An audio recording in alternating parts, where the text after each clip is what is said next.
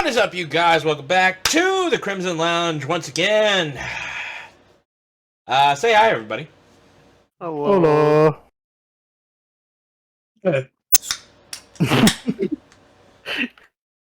Crack a cold one. Two Yes. hellos, a crayon cracking open, and a huh. Yeah, we are back once again. This time, a full party. This time. Welcome back on. You have missed so much. Yeah. Life is fun. Life is fun, which is funny. Yeah, you know the saying, life gives you lemons? Yeah, I didn't do anything with it. Well, it turns out life didn't give us lemons. It was us that made the lemon in the first place. No, life just took the lemons. No, I mean literally, we crossbreeded an orange with another fruit to make a lemon. So And what you're saying is we create our own problems. Exactly. Life We isn't the create problem. Humanity is the problem. That's why I need to die. What? and that's my second intrusive thought for the day. Let's hope no more pops out of your skull. It's gonna happen. It's gonna have happen. 4 more left. You have 4 Just more be left. ready. Just be ready to bleep it out. No, he doesn't gotta bleep it out as long as it isn't too bad. Yeah, that's true. No, we need to keep them so we don't go into the kids section of YouTube. Wait. Are you, motherfucker? Do you think we're ever going to get to the kids section with how much we've talked? Hans might. Hey Shut the kids, welcome to the Crimson Lounge Daycare. Today we're going to teach you the word Jesus. fuck. I wasn't ready for F-U-C-K. I wasn't ready for that. Oh my god. I thought it was gonna be an actually like little wholesome bit, but no, it just fucking turned 180 real fast. So, Okay, I'm good. Cunt ass motherfucking damn bitch. Okay, go. alright. But yes, we're back at it again with an actual proper episode as we continue the story. Primordial's Bounty. And I guess, with that out of the way, let's go ahead and get started.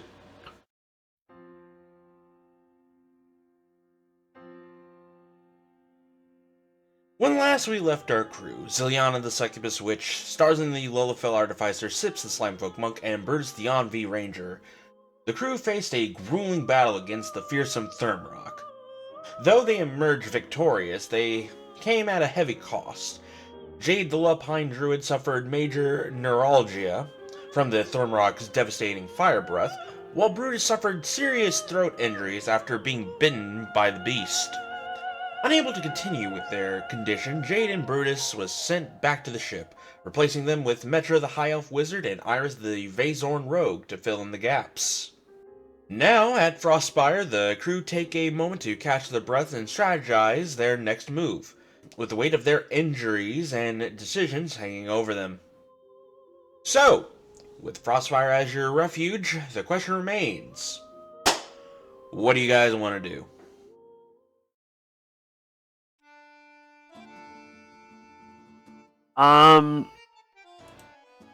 So currently right now, you guys are in Icespire. You just arrived today. Yeah. Let me go ahead and pull out the notes to what exactly you guys are looking at. Icespire. Icespire is a small, close-knit village that was built with low, sturdy buildings to withstand strong winds, using stone and hardy wood insulated against the relentless cold. An ice-carved spire stands in the center, dedicated to the resilient animals that survived on the plains, such as reindeers and Arctic hares. Icespire villagers are skilled hunters that specializes in hunting Arctic animals, providing valuable pelts, meats, and bone material that are essential for trading. So basically, you're here in a hunting village. That's cool. Oh, that's good. There are several main buildings that you can go to. For starters, there is the inn/tavern, the Silver Chalice. There is Spire Essentials, the general store. The Frosted Track, the hunting lodge. And, surprisingly enough, an alchemy store called the Tonic Trail. I think I might just stock up on some potions and let the rest of my crew get what they want. Because really, we're not really sure about the thing. If I remember last what you said, we were gonna go find and fight. We don't know much, right? Yeah, pretty much. Yeah, Which what I we think kind of The best thing to do with the unknown is just stock up on more potions. Okay, so you're going to the Tonic Trail. What about everybody else? What is everybody else doing? let me see. We also got a long rest, right? Yes, you guys got a long rest. Okay, time to do that. So I have my resources and my health back, and set my spells up. Okay, what do I have? What do I need? Let me see. Where's my bag? Gotta look at my bag holding too, just to make sure I have what I need. Okay, while you're looking through your stuff, Brutus and Sips, what do you guys want to do? I'm going Well, to I want to recover. Right. Yes, that was a Freudian slip on me because I thought you guys were here. No, I'm going to the alchemist. Sips You're going. is here. Okay, so Sips, you're gonna go to the alchemist shop with Zilyana, and in that case, then I'll say that Jade. Sorry, not Jade. I'll say that Metra, Iris, and well, I I'll would go say too. I would. Okay, so yeah, Varacus will go to the tavern then. Yeah, because I also need to see about grabbing a potion or two. At the tavern? No, at the alchemist shop. Oh, I was saying they were going to the tavern, and then you said I'll go with them. Oh, never mind. I'm sorry. I mean, unless On wants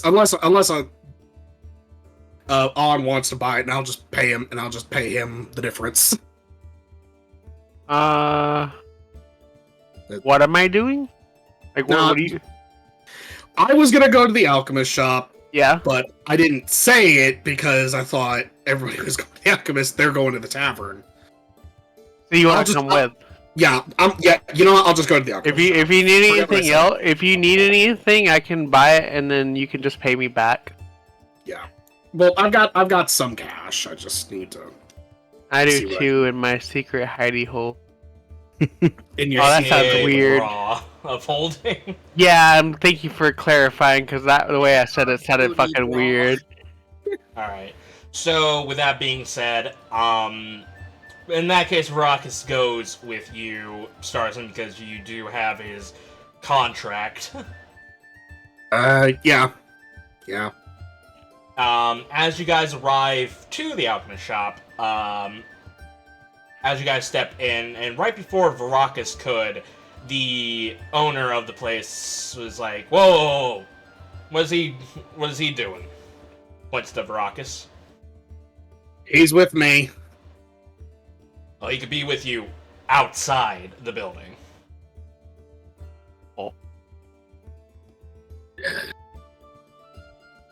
All right. So, does that mean I have to stay outside too? No, Varacus he have to could. stay He out? could. Yeah, I mean, you could be outside with him if you want to, but you could go inside. All right. Sorry, Varacus. I'll just be a few minutes. He nods as he basically stands. He leans his back up against like a post as he waits for you guys. Anyways, welcome to the Tonic Trail. Hello. My name is Brain Frostbloom. We make many potions for any such occasions. Many of healing potions for our weary hunters that go out hunting in these harsh climates. Just in case if they are ambushed by an animal or some bandits that tend to roam these snowy plains. All right. I'm just gonna begin looking around and seeing what I can find. Just instantly on the hunt for what's available. Hey, DM.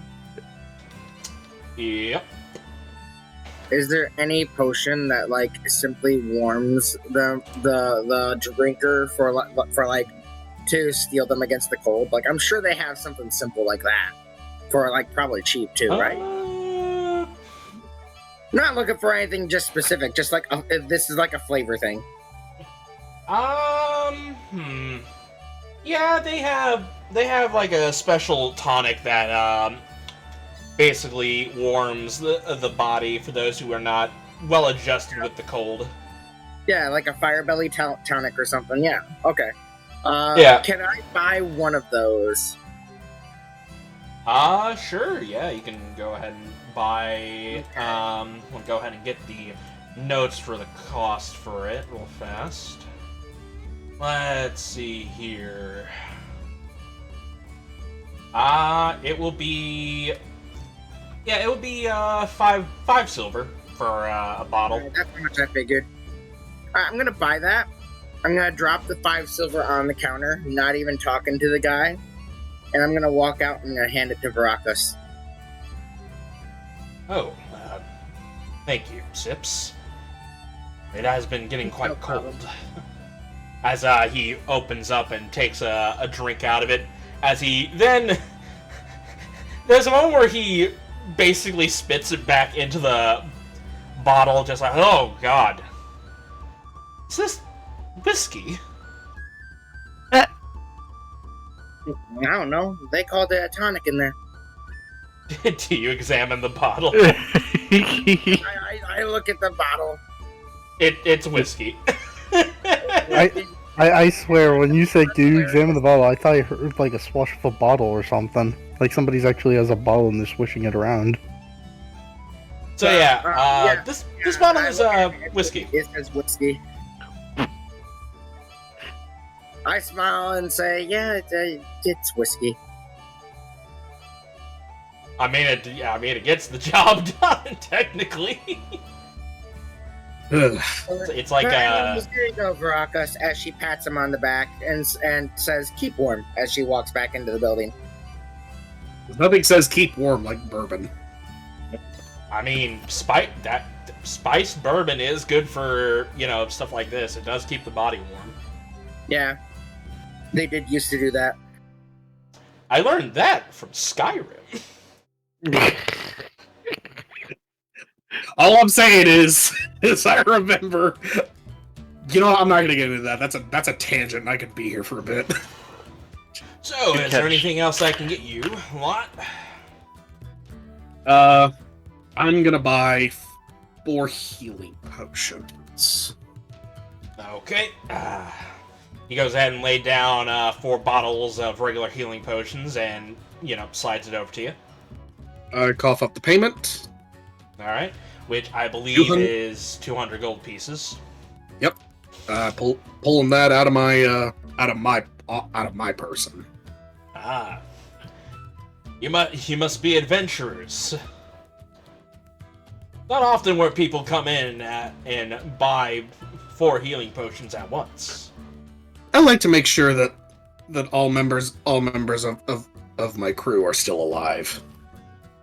Oh, you know what I forgot? I forgot to describe the gentleman that you're talking to. So he is a half-elf, but he has pale blue skin and white hair. And based off of, past interactions with other people, this is a half-elf that is, has heritage with a winter Eladrin. Oh. Oh. Oh. Fancy. Just turning into that one Breath of the Wild NPC. Oh my god. Do you know what I'm talking about? Yeah. All right. Continue. Okay. I know what I want. So 4 healing potions for the small individual. What about you? Yeah. I'm just gonna look at it like, I want 16 healing potions.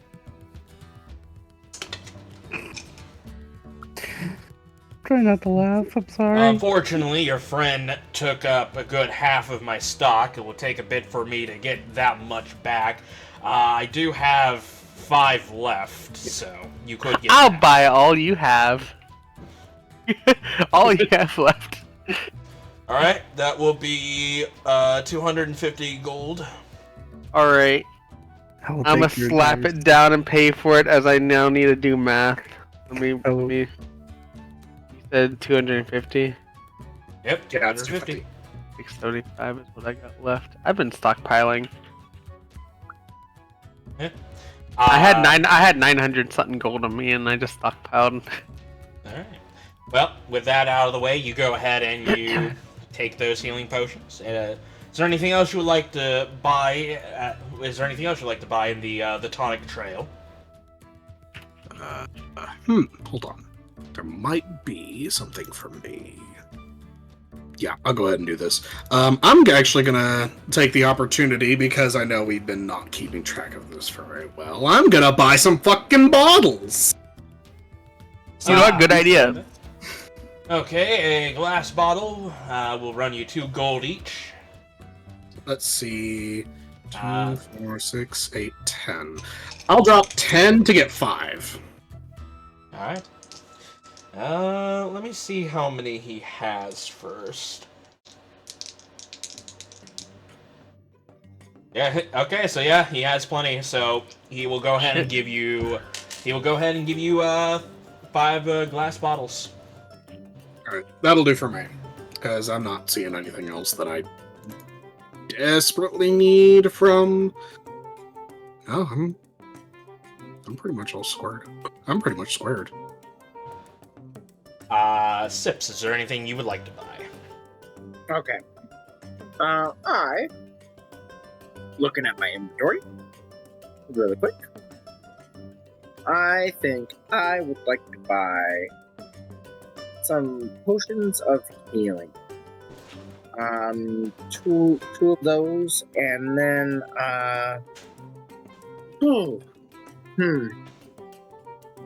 Wait, no, wait, they don't have any potions of healing, do they?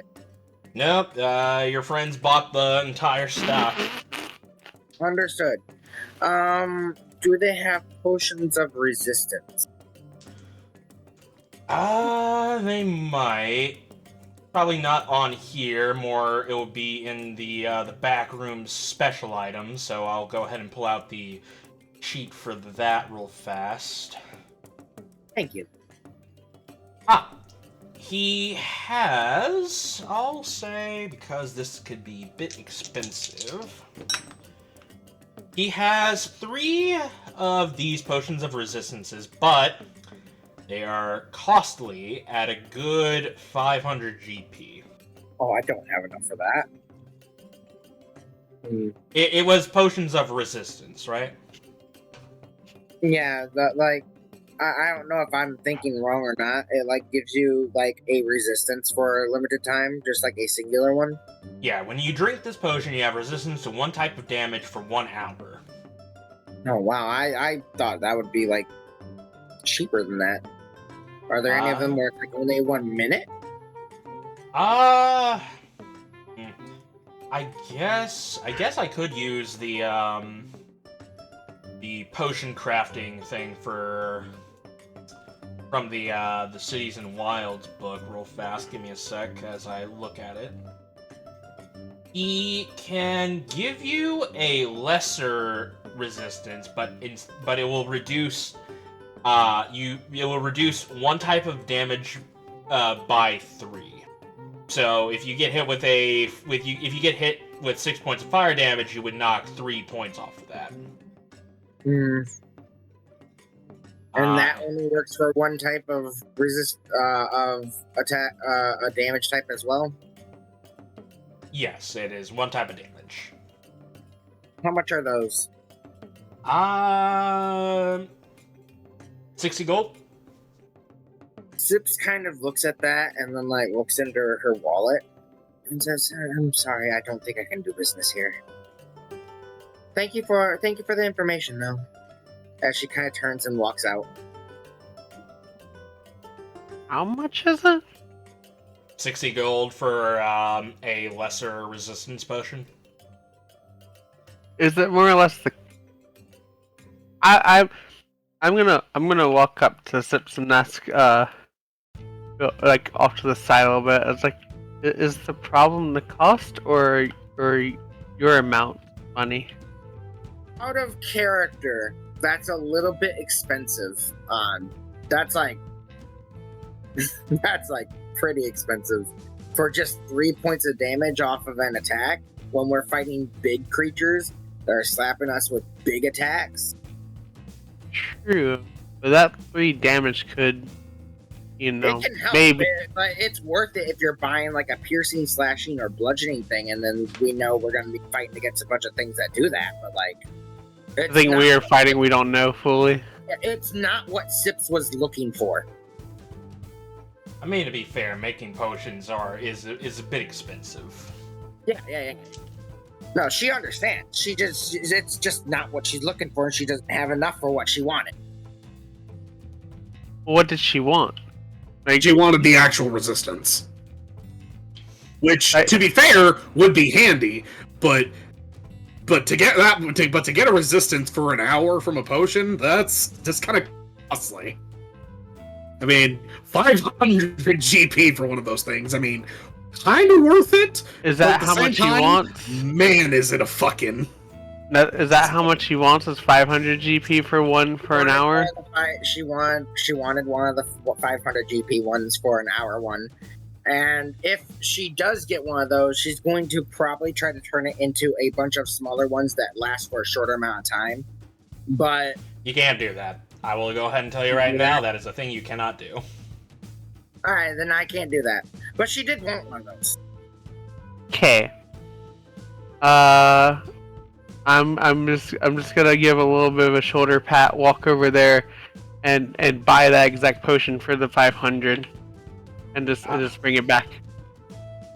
Like, in a bit of shock, like, oh god, you still have money? Oh, okay.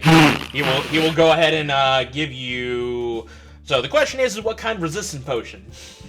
Yeah, that's that I'll probably ask Sips before I do it, so I need to make sure to get the right one. Your options are acid, cold, fire, force, lightning, necrotic, poison, psychic, radiant, and thunder.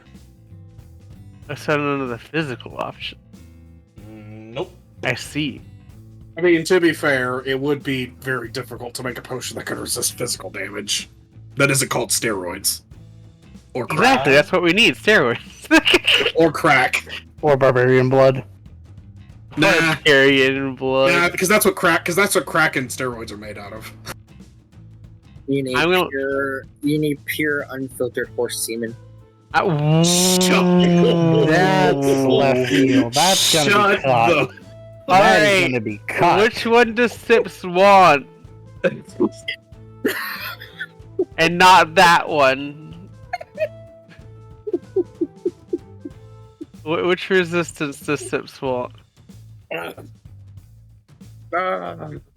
So you're asking her before you walk in, right? Yeah. Fucking give an answer, please. She's gonna tell you that, no, you don't have to do that, Captain. Shut bitch, I'm fucking doing it. Tell me. I'm just gonna look, it's like, I'm doing it anyway. You pick one. You want it. You want it. You pick it. And pick wisely of what you really want. About something, what were we hunting? What was the next thing? The Imperator. Yeah, wasn't it a penguin? Yeah. It's like a penguin dragon thing, right? As far as we know, just a penguin. No. As far as we know, just a penguin. I was thinking of maybe cold. Alright. Alright. I will then slap down the money for a cold resist potion for Sips. Alright. He will go ahead and first he will take out the potion. He will open up the cork and then put a piece of ice inside of the potion, shakes it up a bit, and then it starts glowing a ice blue color as he hands you the potion. That's some wonky shit. Kind of cool flavor, but some wonky shit. Okay. It's Bit of a a thing party that trick. it's a thing that alchemists can do. They can add the final ingredient after the potion is bought, and then shake it to complete the potion. That You way- know what? Yeah. You know what? That's really smart on his part, because that would stop people from stealing. Because Yeah, they that can't way finish the if fucking it's still- potion. They have a dud potion. Oh, man. Or worse, a potion that poisons them. No. Please, no. I mean, it might. It turns Does it out mean- each and every single healing potion is a potion of poison Until the last ingredient. until the final last ingredient put in. Yeah. Joke's on you. Joke's on you. I resist poison. I actually don't. I'm just making the joke. Joke is, I have alcoholism. You Makes me resist the poison. You have alcoholism. Alright, so you go ahead, give him the 500, he will give you the potion of cold resistance, and the transaction is done. Alright. As you guys leave the tonic trail, business concluded, Varacus will go ahead and point out the frosted track. You could go ahead and bring in the bounty for the Thermarock so we can get paid. Yeah, not a bad idea. Did Iris and Metra head that way already? No, I saw them going to the tavern, where I think I saw Gaines there as well, so... I thought they were the same place. I'm sorry. The hunting lodge? And the tavern? Yeah, I thought they were the same place. I don't know why. Don't ask me why I thought that. I think you thought the same place because the hunting lodge could be used as a tavern for hunters and hunters' stuff. But it was Maybe, more or I less think- entirely a hunting guild section. Depends on location. It's kind of Some like, locations do that. it's like Fairy Tale Didn't- Guild logic. Did we have that happen in Silvervein with what's his sleeve? You technically did. There was technically 2 taverns if you're counting the hunting lodge there. Okay, that's probably where I got confused. Yeah, fair enough. some places do that. Some places it's just a shack that's like, yes, I work for the hunting guild. That's about it. But this is definitely it's a small establishment. The Frosted Tracks. It's more so a place where people bring in pelts and hides and stuff like that. And it would be processed for trade and stuff like that. But it also is part of the hunting guild, so you could turn in hunts that you've already accomplished. So it's more akin to like a small to mid-sized shop. Yeah, pretty much. Right. Okay. Yeah. I'll go do that with Varacus. Now, before we go ahead and do this, are you guys planning on waiting for Brutus for a set amount of days before you guys head off to go take care of the Imperator? Or are you guys going to take care of the Imperator after you guys take a long rest here in town? Good question. Because this is important. How long do we have to wait for Brutus to heal up again? If he rolls good, 5 days. I did. The thing is, And if he doesn't? Longer. the thing is, right now, when last session, I remember I did not roll good, and pretty much I still have 5 days to heal. Yeah, so if you make all the rolls, you'll be healed. If not, we're definitely waiting a while. Yeah, you did not roll well. No, I didn't. But, you know. Basically, a minimum of 5 days, a maximum of 10 is essentially the healing process. Wasn't that time where a hunt could go away? Mm-hmm. That's why I'm asking. What are you guys' plans? Do we want to wait, risk losing the hunt, or do we want to go ahead and do it? We could try and do the hunt, and then If it proves to be costly, we just get out of Dodge. We dip the fuck back out, and if we do the hunt and we get it complete, we still split a share with Brutus despite him, Yeah. He was there in spirit. He was there in spirits. I can hear There that in fucking spirit. Australian crocodile set. No, I'm kidding. Okay. I can hear that voice from a mile away. Okay, so what's the plan, guys? Oh. So, okay, so you're wanting to just go for it, and if we can, we can. If we can't, we just dip. Yeah. Okay. Because I think that's one way or another. I mean, we've lost 2, and technically we're filling 2, but the 2 is they're AI instead of 1 player base, right? Well, we essentially traded one. One player for one NPC, essentially. Yeah, that's what I mean. We Mhm. traded because we got 2 injured, right? Or no? Or am I just being dumb? No, we Only had one PC got injured. Yeah, we just replaced Jade for another NPC, and then Brutus for an NPC. That's what we Okay. did. So Yeah. we had 2 leave, we had 2 come back. One of them's just an NPC. Yeah, that's what I meant. I just explained it very weirdly. Yes, you did, but it's okay. Usually, We love you anyway. I don't. What? Okay. I think we'll be good to do as we are and have Brutus rest up because we need Brutus to be in good shape for for anything that comes afterwards. And we don't want to rush the healing process. I mean, unless the healing process is fast.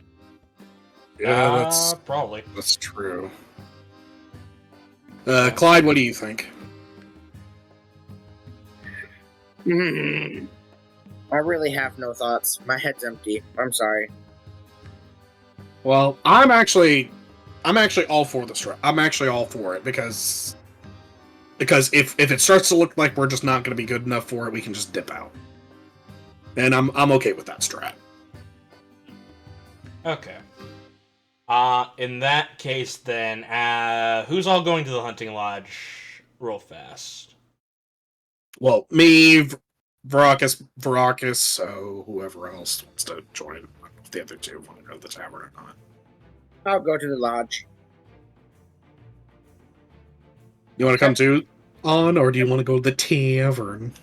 I'm just gonna explore this town a little bit, and by that I mean not like actually explore. I'm gonna just basically walk around and sightsee the place. Okay. Actually, you know what? That sounds wonderful. Can I go with the captain? Captain says yes, overrode everyone else. Okay. Can come along.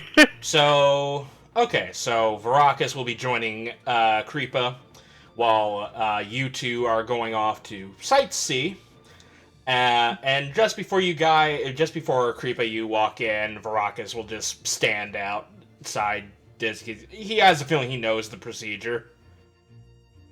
Yep. I'll just tell him just a few minutes, but it won't be long. As you walk in, you see a ice Peregrine and ice Genasi at the front desk. Mm. Hello, welcome to the Frosted Track. My name is Jarek Icewalker. How may I assist you today?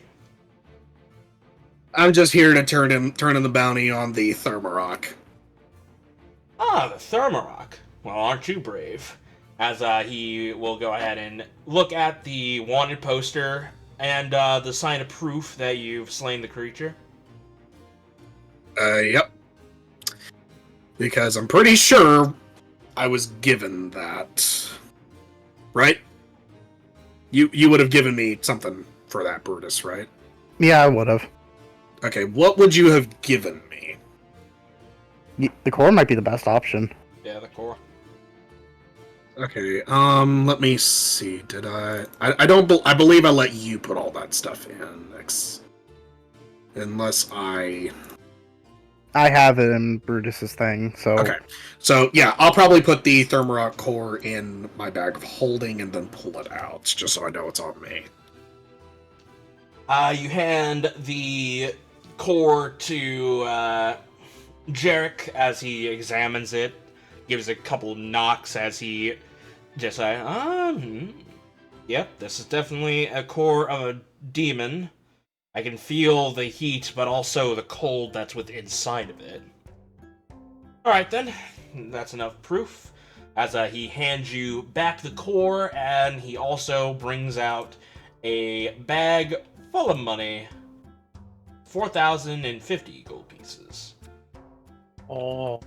40, 50. There were 6 of us, right? Yeah. There's actually a little bit more than. Okay, so it's you. So Creepah, Starzin, Zilyana, Sips. Are you counting the NPCs that are with you now, or The ones that were with us during the hunt, because I think that's the way. so we- Brutus, Jade, Varacus, Jade, Brutus. and Varacus? So yeah, 6 of you guys. Because I believe that's the way we were divvying up money for hunts, right? Is it right? Yep. On. Like, or whoever existed in it? Yeah. Whoever participates. Okay, so divided by 6. So that would be everybody involved is getting 675 gold. Man! Okay. Had enough There money goes- to there buy- goes all to the- buy there a goes- resistance potion. I was gonna say, there goes all that money back that I just took. You know what? Good karma. There we go. Fucking, I am. fucking wonderful. As Remember, I have a ton of money just sitting in the ship too. All right. So everybody got that? Yes. I got my money put in. All right, good. So now I know Brutus isn't here, but I would like you to put it in your sheet because as soon as you come back, you're going to get your payment. Got it. And the same will go with Jade, technically, Got it. if you're counting the NPCs, if you're keeping track of the NPCs while it's Joe. I am. Okay, so yeah, that way it's just less on me to bookkeep other people's finances Okay. when they aren't here. Got it. So I take it after this, you're heading to the tavern. Yeah, we're going. Yeah. Immediately after this, we're going to the tavern, so Varacus can stop standing around in the cold. For once. All right. So for the girls who are walking around, honestly, it's a quaint village. There's really nothing much to it, except of all the stuff I've already described earlier. Yeah. You know, it's a small village. As you walk around, the only interesting bit is the spire of ice that is in the center square of this village. Alright. I will. Well, while we're there, I will at least like stop for a little while and admire it. Like, that's really cool. Not sure what else to do. I mean, I'm just gonna be sightseeing. Like I said, there ain't really much to do. I don't really know what to talk about. I mean, if you're done sightseeing, you can go back to the tavern. I could. I'll ask Sips. Sips, are you done sightseeing, or would you like to go walking around a little bit more and just look at the buildings and maybe window shop? She'll look one more time at the spire and kind of like consign it to memory. As she turns and says, "Okay, Captain, I think I'm ready to go then." I would say at this point you guys converge to the tavern. As you guys are about to walk in, Starzin, a hooded individual, basically bumps into you, like unaware of you, considering how small you are. And as he turns around to see who he bumped, he just, in like a monotone voice, was like, "Oh, sorry," as he continues to walk. Ugh. Now I'm being reminded of why I hate my height. And you, walk in. it's a cozy warm tavern. As you the Silver Chalice, as you appear in, there's not a whole lot of people, but then again, there's not a whole lot of people in this village to begin with. Probably some of them are off hunting during the day. But as you arrive, you see your companions Iris and Metra sitting down at a table next to Gaines, who is drinking next to an interesting fellow, a water genasi. They seem to be enjoying each other's company. As boss, would you like to describe your character? I very much will. The man, this water genasi is of a shoulder length about hair, tied up into some sort of tail or braid tail to the back. A nice chin beard, groomed and very much kept, along with wearing large leather duster kind of cloak with belts and a scarf wrapped all around his neck, and with a deep greenish bluish tin skin and deep greenish blue hair and light blue eyes. Seems to be very enjoying drinking and companionship with Gaines and the group that he's now he's in at this point. Even going and saying like, you know what, Gaines, you deserve this shot. You know what, you deserve it. That was the best joke I've heard in a long while. It's a classic joke from where we're from. As you go ahead and give him a shot as he downs it. He looks up to say, there's my crew. So these are your people, huh? Yeah. Hey guys, how was the Thermarock hunt?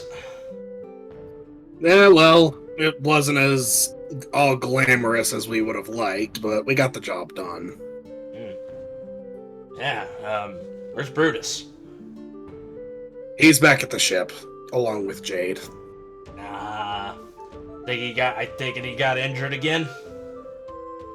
Hole right in the throat. Ooh, nasty business.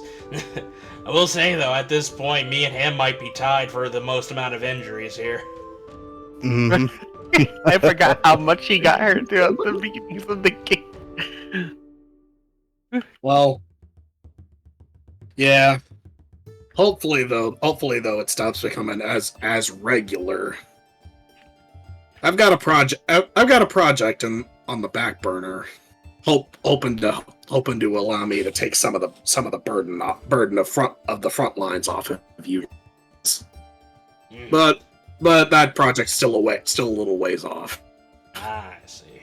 Well, anyways, I would like to introduce to you my new buddy here, Tide, was it? Tide does get up, and he does a bit of a respectful bow of sorts. Or like respectful nod bow, I guess. And he goes, yeah, my name's Tide. I've heard from Gaines that you guys do a lot of hunting and a lot of different jobs, correct? Yeah. Yeah, kind of just whatever odd job kind of comes along. Hunts, sometimes the occasional other little odd job or whatever other little madness we tend to stumble into. Exploration. Yeah, exploration. Maybe even the occasional little tribal war or two. Tribal war? I gotta hear that. I think you're talking about the events that took place in Windy Hill. Yeah. I'm gonna say, for the brief sake of it, how much do you explain of what happened at Windy Hill to Tide? Not a whole lot of it. I don't go into full detail. Just kind of mention that it was like a massive. Well, I guess I should say it was more of like a bit of a blood feud between the ogres and the hill giants. While you are explaining the story, both Starzin and Tide, can you guys roll me a history check? Okay. Oh boy! History. There it is. 21. That is a 12, my friend. Okay, I'm just gonna go ahead and text boss something privately real fast.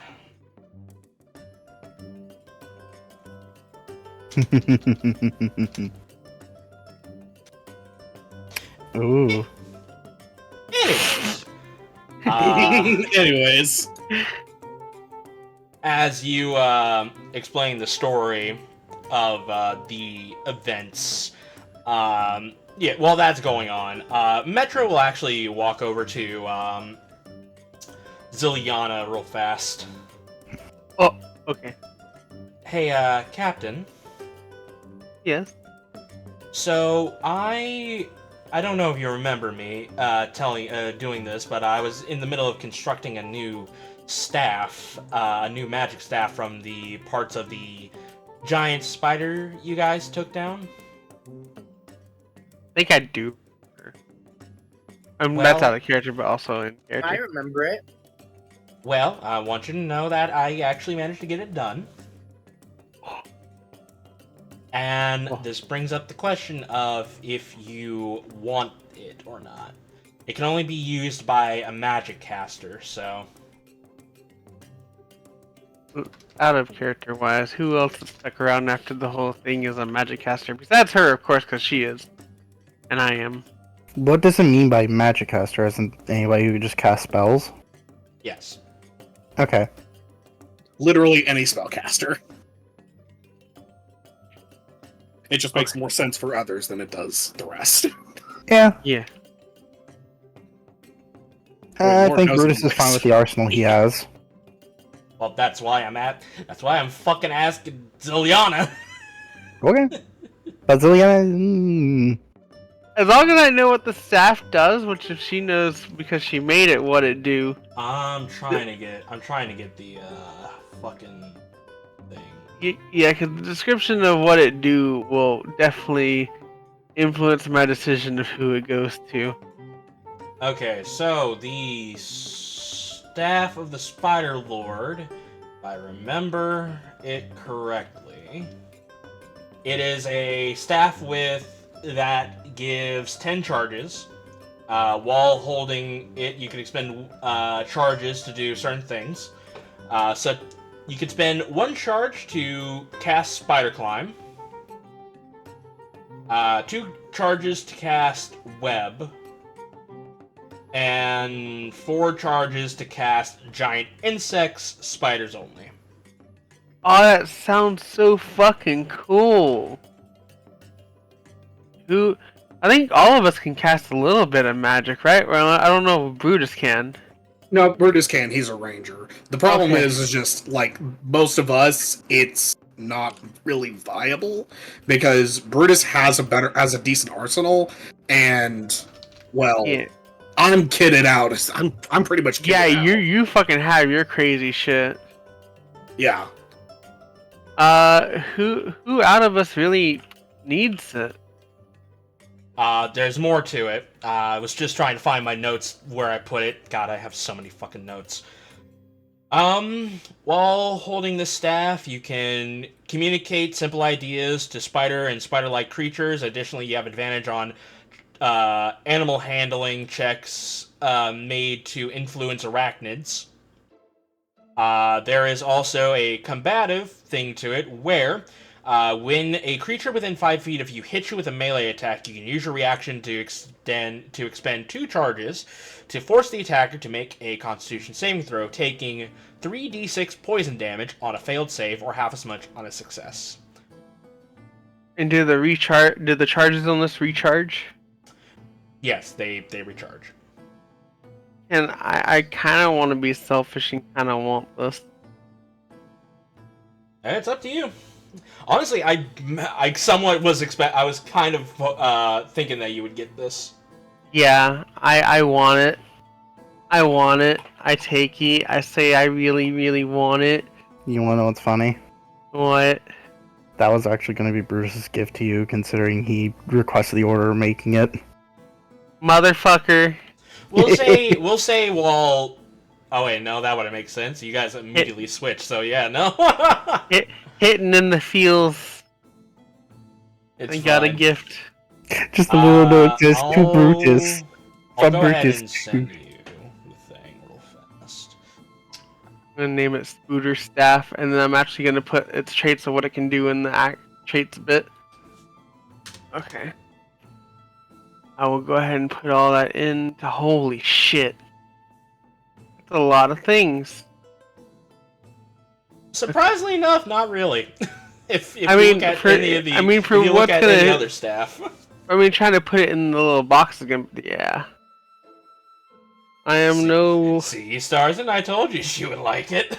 I'm no longer gonna have my Dommy whip. I have fucking spiders instead. Well, you could use your Dommy whip. Yeah, but spiders. Well, You also have your sword. There's nothing saying you can't do both. Look, be like Zoro, have a staff in one hand, the sword in the other, and the whip in the mouth. That or hold the Alright. staff and the whip. Alright. Gross. This is gonna be a fun time. Can I actually like hold the staff in one hand and hold the whip in the other and fight like that? Like if I main hand, if I hold it in my regular hand that I'm usually used to fighting with the whip. You can actually, yes, you can.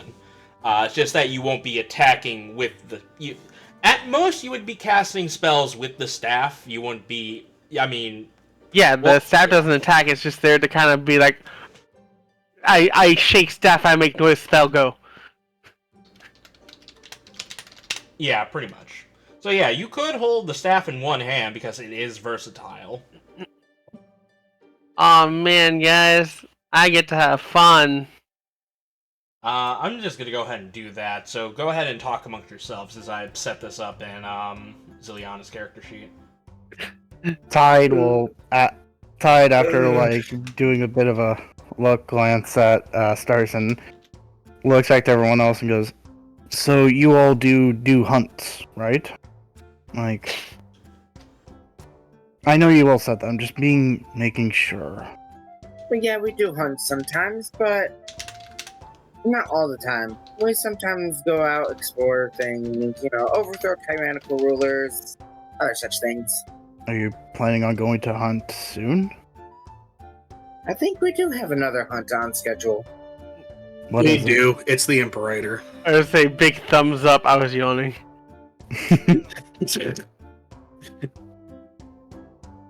Well, that's good. That's good. Glad you're not taking care of the Thermarock. Last group I was in was gonna go take care of the Thermarock, and I opted out.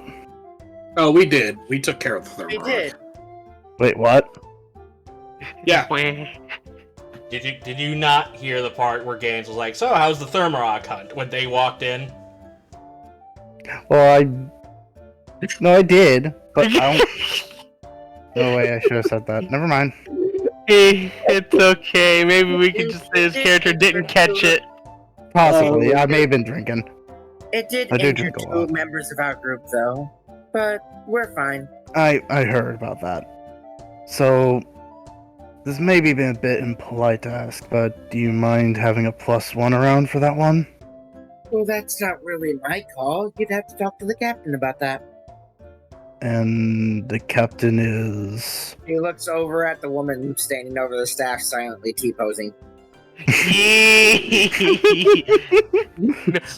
more like you know the anime scenes where they're fucking standing around the person holding a gift for them. They're like examining all of it. That's what I'm doing. I'm like, oh, completely just fucking dumbstruck and fucking smacked by the staff and enjoying Gross. wanting it. Uh, Yes. So Sips is gonna walk over and kind of like wave a hand in front of you, she's gonna say, "Hey, this one wants to join us on our next hunt for the Imperator. I told them it's up to you." I'm gonna take a moment, slowly turn my head towards them, but my eyes so lightly locked on the staff, and then they lock back. It's like, oh, okay, well, and I'll actually stand up straighter now and actually be more, I guess, formal-ish, and just eye up and down. So, what am I looking at? As you do so, Tide actually stands up in his seat a bit more straight and professional looking. Well, I'm a capable Jaeger. I've hunted and killed various beasts, monsters before. I've done my time, and I think I'm quite capable in a battle. And so far what I've heard about this Imperator has a lot of numbers. Fuck did you hear that? Whatever. Okay. I was waiting for whatever man, Joe the fuck said. did you I'm hear like, that? Has a large bounty then. How about that? It might be that dangerous. oh, large number bounty. Got it. Also, here's an image of what he looks like right here. Okay. Okay, let me go to the thing. Alright. I'll ask him, it's like, so what do you mean by done your time? I mean, as in I've done my time in combat and battles, training, the usual. So what's your biggest battle that you fought? He kind of freezes for a moment, and he goes, "I'd rather not disclose that part." I want to insight the freeze to see how at least unsettling he feels. Or whatever's going on. Not full like intentions, more like, what was that freeze and hesitation for? Okay, I guess I'll do deception. Okay, insight versus deception. 11. 13. Alright. What does it get? What does Zilyana get? You can kind of tell that hesitation was of like, should I say it or not? Or more like, then comes back to reality. It's less of like a hesitation, but more like not there for a moment and then back. Oh my god, he had an actual Vietnam flashback. So what you're saying is it was actually like some sort of PTSD tick. Yep. Flashbacks. PTDD, post-traumatic dungeon disorder. Okay, How's that never been made in D&D? I'm just gonna say. don't worry about it. I might create it. At least he didn't pop up and say the fight I have with myself every morning to live. Alright. I'm gonna take note and hint of that hesitation and just simply say, if you do not wish to talk about it, it is fine. I am curious as why you hesitated answering. So. That is because of personal reasons. Well, I guess if you want to join for this hunt, you don't have to share any personal reasons. I mean, oh, this is gonna be harsh. If you're, how do I put this? I'm gonna say this out of character because I can't put it in the exact wording in character-wise. But essentially, if you're here to just join us for the money and the glory of the hunt and then leave, then it's fine. But to this, you'll be considered temporary, and therefore we don't really need to care about your problems. I'd actually say that's fine by me. I only need a few bits. I only need a portion amount of gold, that's all. And I'm hoping this hunt will cover it. Well, you'll get your reward from this hunt with us. Yeah, I see no harm. I see no harm in it if that's the case. By the way, this brings up a very interesting question. What are Tide's feelings to the Minotaur that is standing behind Starzin? Oof. Leans in close with a Cheshire grin.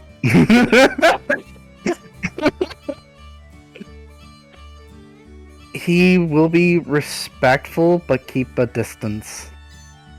I will say, after the whole story with the hill giants and stuff like that, Starzin's mostly just kind of tinkering and fiddling with Rivet at the moment.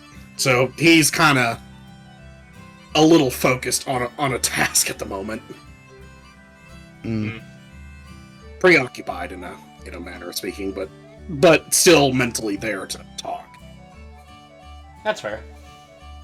So, when do we all expect to leave for this hunt? I would say that's when everyone else is ready. Once we all convene and we know what we're going for and when we're going, then we'll more than likely leave for it. If it's alright with everyone else, whenever everyone's ready, we can converge back here if we have anything else we still need to do. Iris will go ahead and speak up and say, I say that we should head out tomorrow. Enjoy the bit of warmth that we have here before we set back out into the cold. Would be a good idea. Give us the rest of the day to rest and prep, and then first thing in the morning, and then first thing we get in the morning to just get ready, finish getting ready, and head out.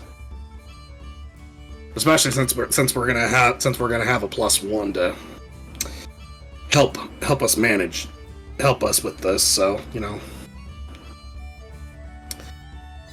that would be a good idea. Well, if that's the case then, I think as a part of my thanks for allowing me to tag along, I will do this. Barkeep, next run on this table is on me. Alright, putting it on your tab. As he goes and writes down on a piece of paper as drinks come by and getting placed down on everybody's table. Oh man. Oh man, no. Sip smiles, picks up her drink, and starts drinking. I'ma do a thing. Ty just picks up his drink, his keg, and just starts drinking it. I can't make the decision. DM, can I just do my own little personal wisdom save to see if I fail it, that I start drinking more than just the one? Sure, go ahead. Okay, so you can set the low number you do it, high number you don't. All right. Yeah, I guess I'm drinking more than one. Yeah, so it looks like you're drinking until you're drunk. Yup. Alright. With that being said, I say this will be a good spot for us to take a bit of a break. So we'll be right back in a hot minute.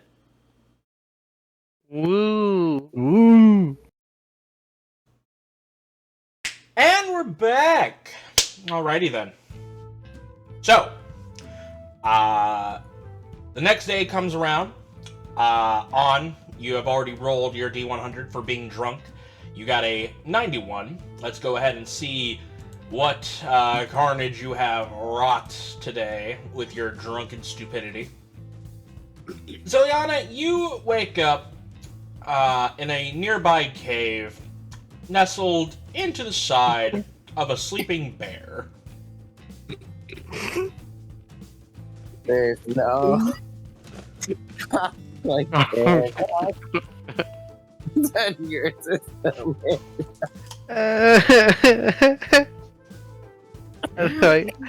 This is kind of terrifying. I guess Zilyana can't beat the furry allegations now. Wait, question is if I slept there and the bear went to sleep afterwards, or if I got there and the bear was already asleep, which I was already drunk, so I don't know. As far as you're aware, you're waking up and there's a sleeping bear right next to you. I'm gonna die. Just get up and walk out. It's the middle of winter. I mean, unless it's a polar. You did. I would say you didn't specify what bear. Is it brown bear, black bear, polar bear? Probably say a black bear. Yeah, that's fine. Just walk out. Just imagine she tries to walk out and the bear just turns around and grabs, pulls her back in like a teddy bear. I'm going to very, very carefully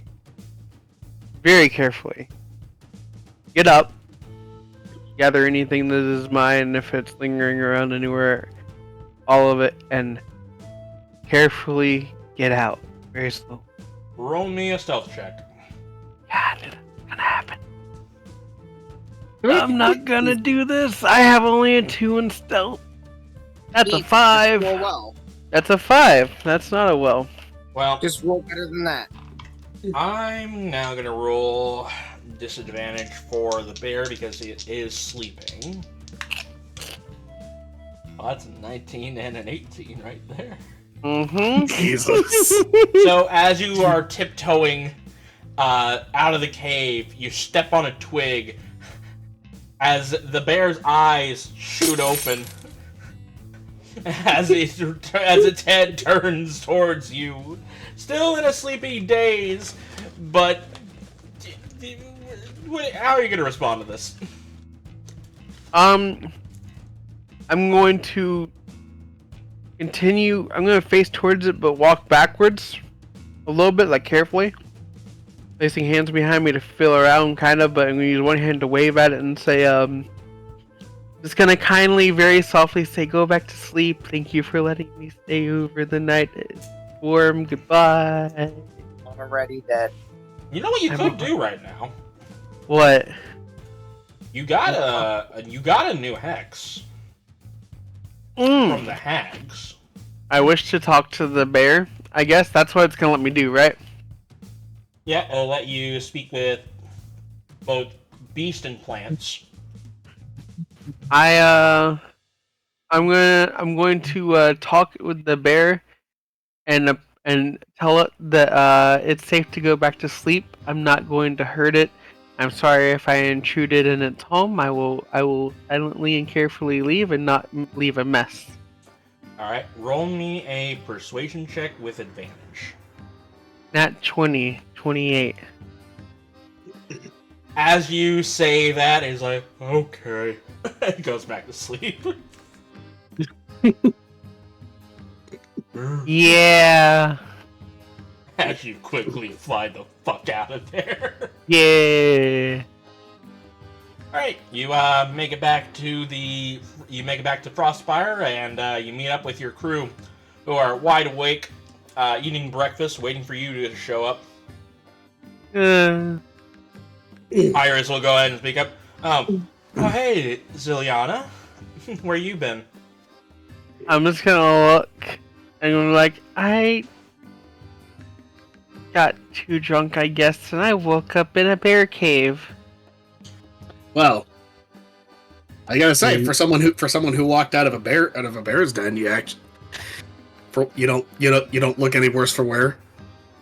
I mean, I did talk to it and told it to go back to sleep, and I was not gonna leave a mess or anything, and it believed me. I mean, I told the truth, but still, it believed me. The bartender looks up and says, oh, you're talking about Yogi? Oh my god. I fucking hate you. I fucking hate you.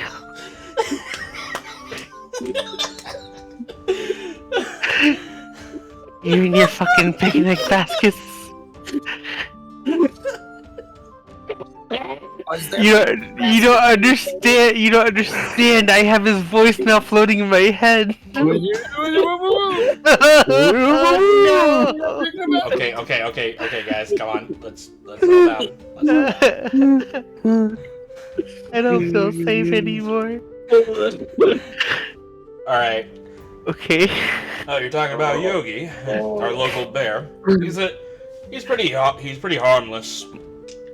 He seemed like a nice bear. As I'm just, I'm just thinking back to the voice and also just like whenever I think about it, it's like, okay. So like seems like a nice enough bear.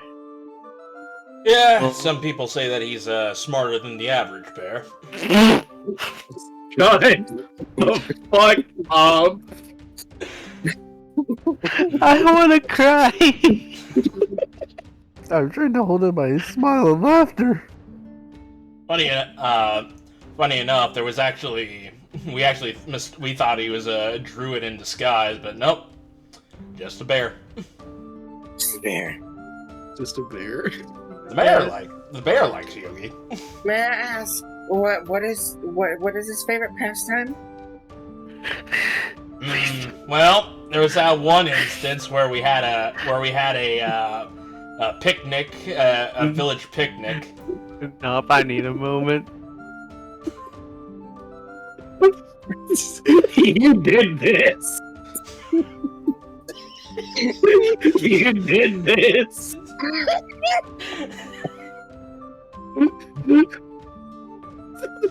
What happened at the picnic? I fucking hate you right now. Alright, let's just fucking move on. I was okay until I had to deal with Yogi the bear. God, I even had a bad joke in my head too. Just fucking move on. What happened at the picnic? I need to know the end. Nothing. He just ain't. He just was there. He was just there. At least he got his. Oh, at least he's got his bears and success. I'm crying. It is so funny because as like the moment the bear popped up, I was like a mischievous bartender at a Alcoholics Anonymous area. Just as like I had to sneak that in. You were exactly like that one voice line in Rivals where Spider-Man's triggering the fucking schizo Moon Knight. Anyways, oh my god. yeah. I think I'm okay now. Alright, so Oh, you all gather your things and you start setting off. Starzin, go ahead and yeah, go ahead and move your token 10 squares. 1, 2, And 3. since you're back, go ahead and roll me a D20. 5. okay, can do. 7. Oh, that's a 2, my good sir. Oh, Oh, what? Oh no. I'm just saying. Oh, I didn't say it could be any good O or a bad O or a neutral O. O is usually stood for Omen. No, I'm kidding. I don't know what the fuck. I'm just fucking. I'm So okay. you said you got a 2, right? Yeah. All right, y'all. There's a moment, Zilyana, as you're looking out in the cart, you see a giant shadow soaring above you. As you look up, you see the most terrifying beast to ever exist. A sparrow. As it flies over, as there is no encounter this day. Oh no, is this I was the happy. Jack Sparrow? No. I want you to go for that, but I was hoping you say you see Yogi on a flying bike. It's simply what is known as a jumping cow. Fucking Yogi is following behind. No. We don't have any picnics. Go away. Hey, boo boo! I want to follow this succubus. Follow the Succubus. Oh, Yozana, you got a picnic basket. This was the best idea and the worst idea I have ever came up with. All right, Brutus, go ahead and roll me a medicine check with advantage. Got it. I mean, what's the worst that could happen with my medicine check, You anyways? Dumbass. You roll 2 nat 1s again. No, it's only one. 21. Okay, that is 1 success. I don't know, boss. Of course that could happen. Yogi All come right. out of nowhere. All right. Shit. Okay. Well, I'll say that you guys go over the bridge. Alright. So, right there. As you guys make it over the bridge and nightfall begins to set, you all begin to set up camp. And do you guys want to use a ration or? Actually, I guess the question should be: since you guys are close to the hunt,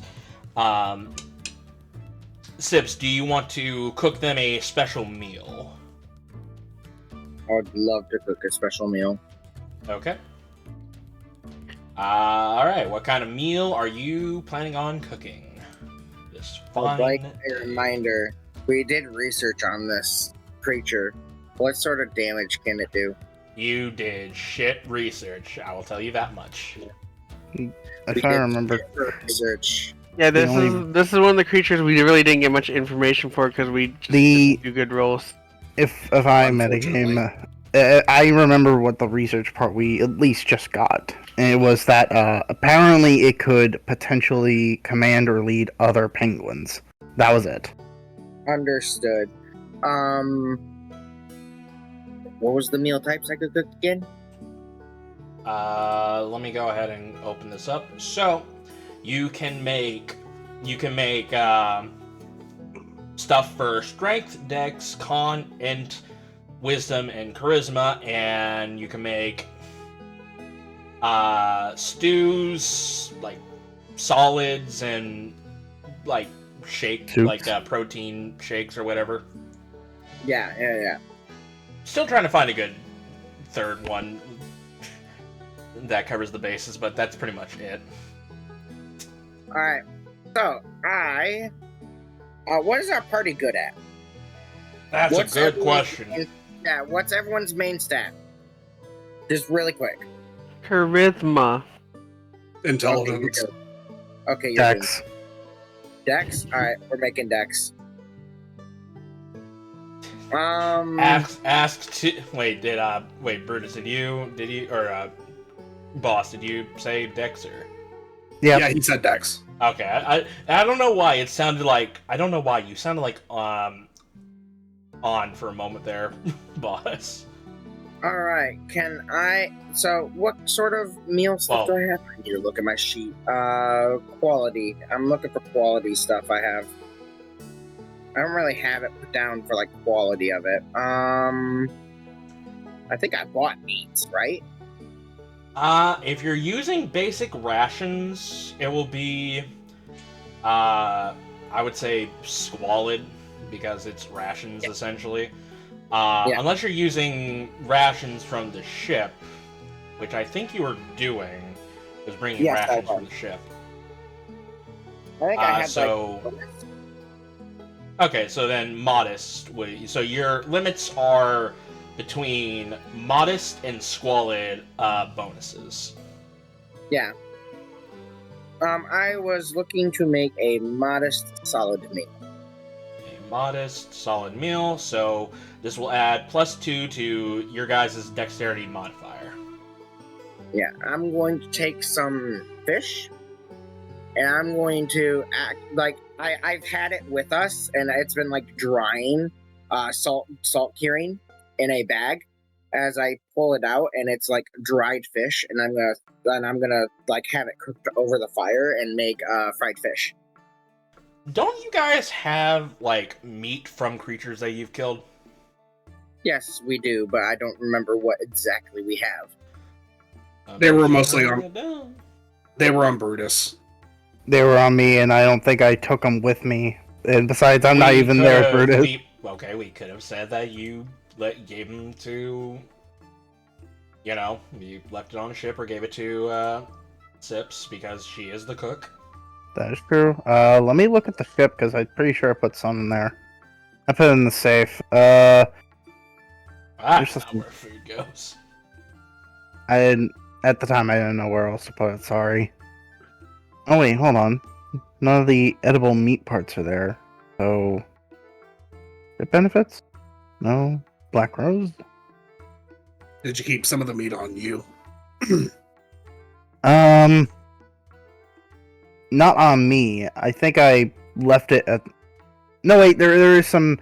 I remember now. We left some of the meat at the ship to cure, and there was the elefante meats. The elephant meats, yeah. Yeah, 51 pieces of the elephant meat, and it was heavy as hell. Yeah, So, which I guess you that guys was could've- from a while back, though. Yeah, but also at the time when we got there, it was kind of time to cure it or something. I'll take some of the oliphant meat and I'll throw it on a pan over the fire. And I'll, Unfortunately, they don't really have an extra benefit because it is a beast, so there's that downside to it. But at least you're using some of the meat. Yeah, I'm gonna use some of the meat. I'll throw it over the fire, sprinkle some salt and some herbs on top of it, making olive steaks. And I will take some vegetables, probably some carrots, and green beans, and I'll boil them in a pot. And I will serve the dried fish that's been fried with the oliphant steak and some vegetables for each person. Okay, go ahead and roll me the... You gotta roll the cooking utensils to see how well it comes out. Cooked utensils, public roll. That is a 19. That is a success. Okay. So yes, you go ahead and you distribute the elephant steak with a side of greens. It is. Okay, we all agree it's medium rare, right? Yes. Okay. Turns out Tide likes it well done. No, medium rolls gut. Good. That's the correct answer. So you live for now. If they want it well done, we firmly but kindly tell them to leave. We firmly but kindly tell them to fuck off. No, we give it to them rare and then tell them to eat it while thinking about their wrong decision. I don't know why, but my brain keeps thinking of this. Well, I'm sorry, boo-boo, but you're gonna have to have everywhere meat. Anyways, so yes, you all have temporary +2 dex modifiers. Got it. Temporary +2 to dex. +2 to dex modifier. So if I'm not mistaken, how we set this up, it would essentially be it would be that. What Zilyana did was, if she had a 14 in dexterity, it would bump up to 16. So it would be... Yeah. It basically gives you +2 to your ACs if you're using light armor or medium armor if you don't have maxed out dex. No, it would give you a +1. Because 14 +2 is 16, and that would change the number to... That would change the main modifier from... Oh wait, no. It is to the... Shit, I'm getting it confused. Hang on. I think I was... In that case, then, what is the point of me having a +1 to dex and +1 to AC and +1 to dexterity attack rolls? That's what I was trying to tell you. But I think I was thinking of making the modifier as a saving throw thing. You might have. So yes, it would be... I remember this coming up and you saying that, and I was like, it's always the modifier. Yeah, I think... okay, so then this would be dexterity saving throw modifier. Okay, I want +2 to AC then. Why are you adding +2 to AC? Okay, never mind. I guess we're keeping the +2 dexterity saving throws, I guess. Great explanation there. I was asking why. Because if we're changing what I'm getting for this one, I didn't want this one then. Okay. Thank you for explaining instead of just like, oh, fine, whatever. Then which you're one are we making. getting? So you're making an elefante stew then. Yes, I'll make a stew. Okay. Then yes, you will get a +2 to your AC. Yep, everyone gets a +2 to AC. Alright. I'll just keep it in mind. I'll do that too. AC mod. Knock mod. I mean, mine's actually relatively easy to remember. Actually, so I see a number somewhere. I'm gonna add 2 to 3 HP and just be like, that's where my AC is at. I gave everyone a shield. I call this shielding stew. Okay. You're chowing down on this delicious stew.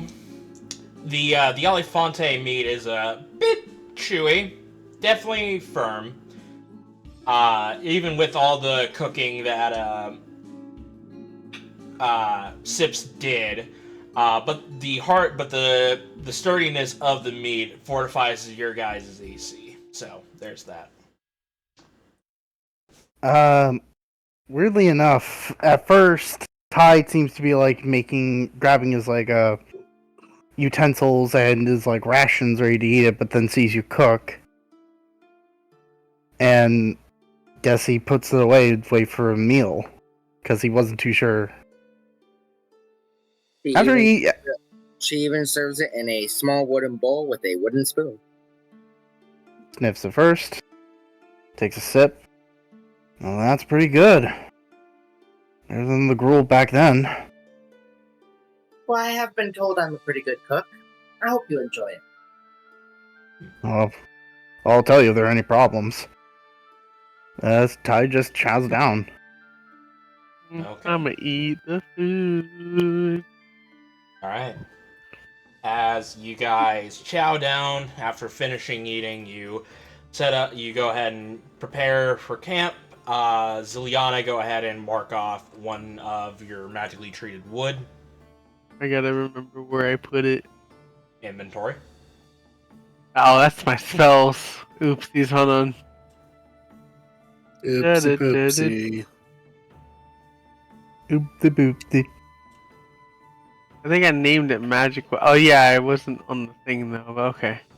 You said mark down 1? Yeah, mark down 1. Okay.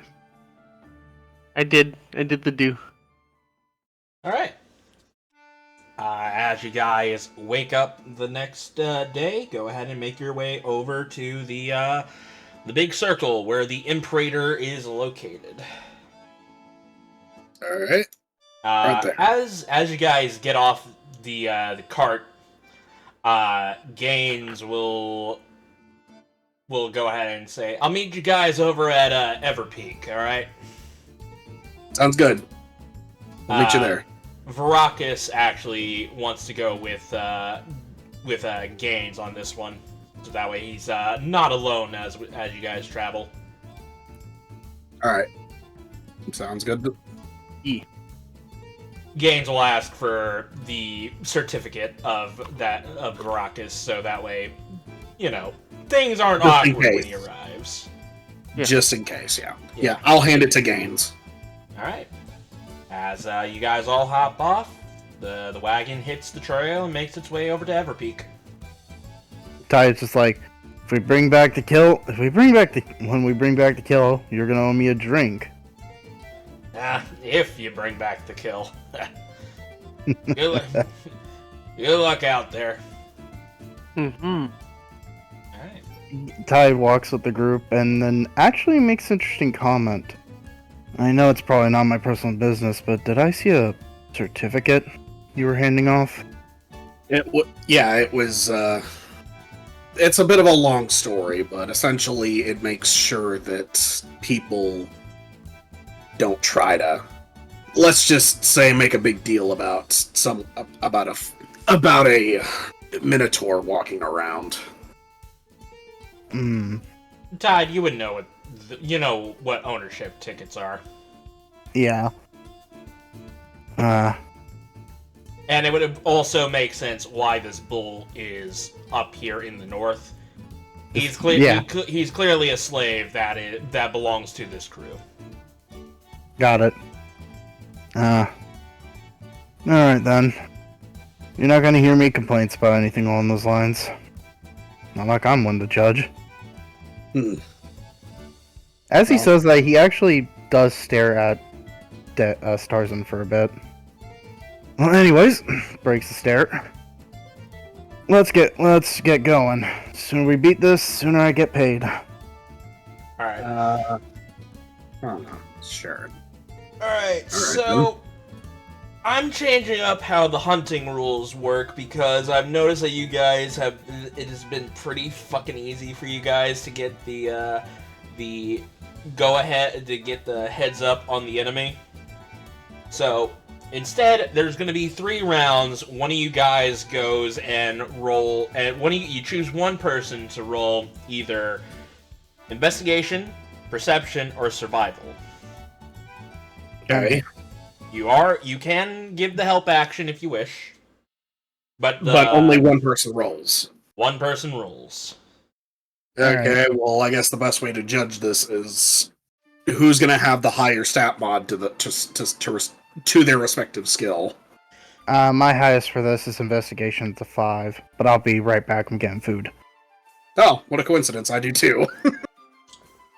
My perception is poopy. I have good perception.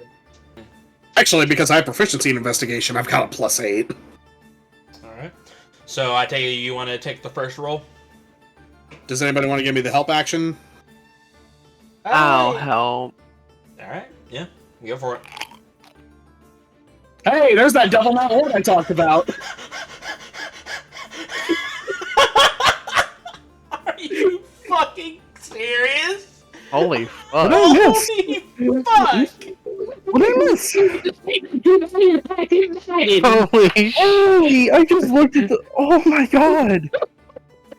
So on the bright side, Starzin, you do have inspiration, so... Yeah, Double nat ones! Holy fuck. The game said no. You know what the funniest part is? I called it, but but Lady Luck heard me and said, "No, you're not fucking your friend over today." You have an inspiration if you want to use it. I'll spend it and reroll. Okay. My goodness. Watch as it's another nat 1. Please don't. Nah, it's 26 and 27. Literal opposite ends of the spectrum. Holy fuck. Now, it would be even more opposite in if they were both nat 20s.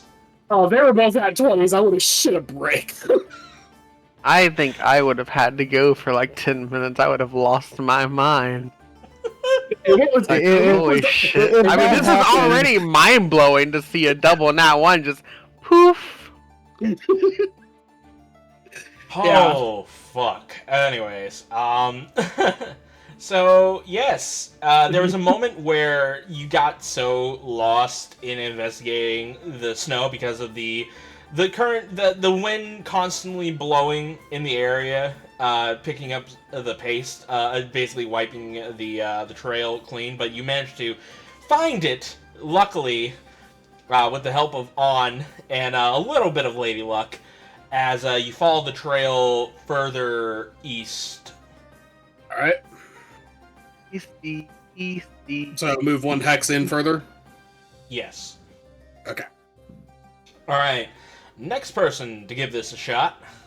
I guess I could give it a shot if you want. What about... Wait, why do you say... Eon. I'll do Oh, it. Eon. Okay, never mind. Not that. Well, Boss said he wanted to go next. Alright, boss can go then. Alright then. Here we go. 10. Yeah, the snow and a little bit of ice. It's hard to keep track of a particular path, and it also doesn't help that many other tracks are kind of making their crossway in through what you're trying to hunt down. And it also really doesn't help the fact that you don't really know what the Imperator is. You know it's a penguin, but you don't know the specifics of the track of it, so you kind of get a little bit lost. Alright, next person. Sonic, if you would like to go. Okay. Advantage not needed. All right.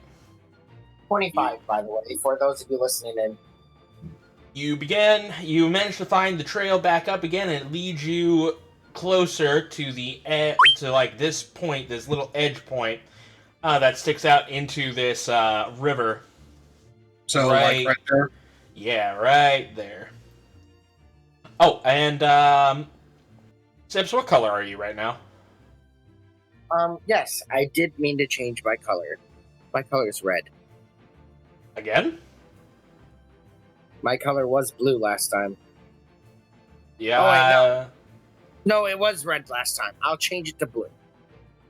Oakley dokley. Good old blue. Abadie. Alright, you come to this map right here where you, near the bank of the river, you see many rocky outcroppings piled up, making, little rock pillars, essentially. And on top of one of the rock pillars, you see a penguin chowing down on a piece of fish as it does that thing where it eats it whole, trying to just choke it down into its stomach. Iris will go ahead and point out, is that it?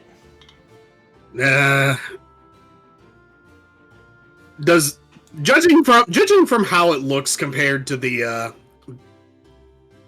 picture on the wanted poster, does it look pretty similar? Yeah, it looks pretty similar. And again, it looks like a penguin.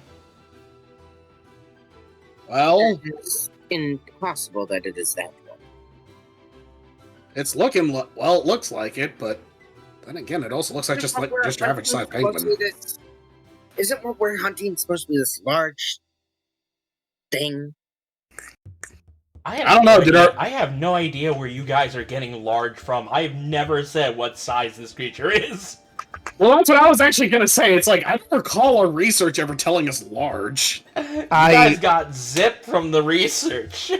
At most, what you got from the research was that it was telepathic, and that was about it.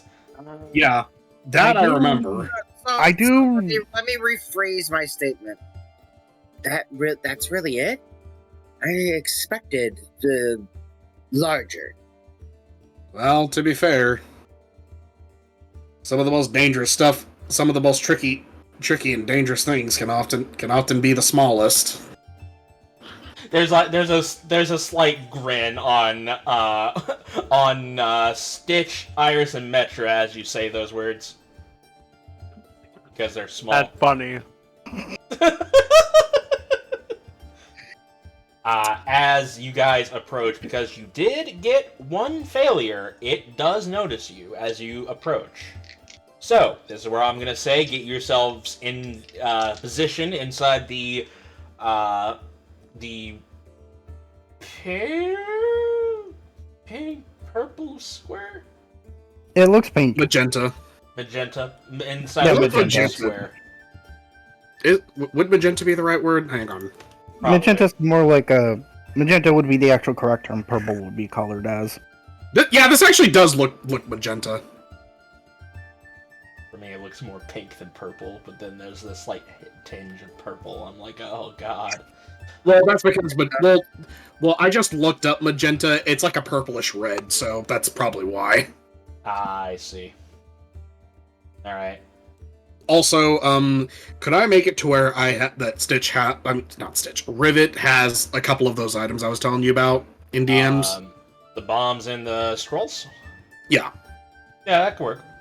Okay. With that being said, as you guys position yourselves within inside the square, this is where I'll say, roll initiative. Alright. That is a 12, making me roll a 17.2. 8. 18. God, I'm rolling low this game. You didn't roll 2 nat ones. True, So, you're doing better than me in a way. Mr. 18 initiative. Look, I rolled 2 nat ones. I don't want to hear it. If you roll 2 nat ones a session, then you get to bitch. Oh wait, hold on a bit. Maybe I might. Maybe he will. Have you thought about that? I have. It is boss. But I don't want to hear it until he does. Damn, Iris with the 27. Rogues, am I right? Low initiative. Damn. No dex bonus? Damn. Alright, so first one up the bat is Iris, as she just looks at this penguin, just like, are we sure we want to... I mean, I guess it... alright. She goes ahead and holds up the, her, revolver. Her tinkered revolver. Or, sorry, not tinkered revolver. Tinkered flintlock that, Starzin you made for her. Yep. As, she goes ahead and, fires away. Actually, you know what? Hang on. She will go ahead and fly over behind the rock, use her bonus action to to hide. As she will go ahead and roll stealth. And as that happens, she will go ahead and... I gotta see how far the flintlock goes. Ah, damn it, I forgot to put down the range of the flintlock. Range is about 90 feet between the two. Okay, so... Yeah, because you added a thing that doubled the range or something like that? No, I was just telling you the range between her and the Imperator. Oh, okay, I see. The flintlock is 40 to 120, so she will be out of range. I mean, unless she wants to make a disadvantage shot. Yeah, but she wouldn't get a sneak attack. Well, actually, it would become a normal roll, but then again, she couldn't do it because she would need advantage for that to work. It would still be no... Yeah, there's no sneak attack she's getting, no matter what. Yeah, so no matter what, yeah, she might as well go ahead and take a shot. 21. As the gun fires and echoes across the landscape, it goes ahead and hits the side of the penguin for 14 points of piercing damage. And Starzin, it is your turn. Alright. Let's see. I will move 15 feet towards the other rock that is on the opposite side and just get in cover. I'll take an action to, yeah, I'll just shoot at it. And then with my bonus action, yeah, that's what I'll do. That's what I'll do for right now. Boop. 26. And a 21. Alright, both those will hit. It'll be 13... 22 points of piercing. Alrighty. You go ahead and you fill this penguin full of holes as you fire with your rotary arm cannon. Yep. Sips, it is your turn. Hold on, I didn't finish up the Oh, I'm sorry. homunculus. He'll go right there, and with a bonus action, with my bonus action, I'll have him use one of the scrolls of magic missile. Alright, 3 darts this time. You said I have to make an Arcana check for him first, right? Correct, you do. Alright. He doesn't have any bonuses to it, so it's just going to be a straight intelligence roll. Yep. That is a 15, my friend. Alright, so that's 1 gone, and that is 3 d4 darts. 3d4 plus 3. Alright. That's an additional 13 points of damage that it will take. Alright, as you fire off, as As Rivet goes ahead and opens up the scroll and read the incantations, 3 darts fire forth and hit the penguin 3 times. And boy, is it hurting. Alright, my turn now. Yep, it is your turn. I have a sneaking normal penguin. I walk up, I run up 35 feet, and I will say for a normal penguin, it's taking a lot of damage. That's true. I will pull out my Mistral's Edge, and I will use it to Misty Step 30 feet. Hey. As a bonus action. I will then do a 2-handed slashing attack as my action. The first one will be for a 15 to hit. Does that hit? No, surprisingly. 15 will not hit. Okay. I will roll again. And that is a 18. 18 will hit. Go ahead and roll for damage. I will do... Ooh, a nat 1 on damage. 7 magical slashing. Alright. You slash into this, Imperator? I mean, so far it's taking a beating, so it might be the creature. So, you go ahead and you slash into him. It lets out a... That's pretty much it. And then I have some movement left. I used 35, so then 40, 45, 50, 55. I'll be down here, thank you. Climbing down will cost you an extra 5 feet. But I'm not climbing, I'm just like walking off the edge and falling down the steps. It still costs. Fine. Unless you make some of your movement to jump. Is that the end of your turn, Sips? Yep. Alright, so Metra's turn, as she will go ahead and transform once more into her adult form. As Tide, you see a light green glow behind you. As you turn around, you see Metra, the small child-looking high elf, immediately become a full-grown adult. Ty just rubs his eyes for a moment, looks back, and just goes, "Wow, you guys have some really neat tricks." Oh no, she's hot. Oh no, she's hot. And with that being said, she will go ahead and raise up her staff, and will go ahead and cast Scorching Ray. As 3 bolts of fire shoot out and hit the Imperator. With a 22, that will hit. A nat 20, that will also hit. And another 22, that will hit. Dealing... The first one dealing 7 points of fire damage. The second one dealing 13 points of fire damage. And the last one dealing 11 points of fire damage. Altogether dealing 31 points of fire damage onto this Imperator.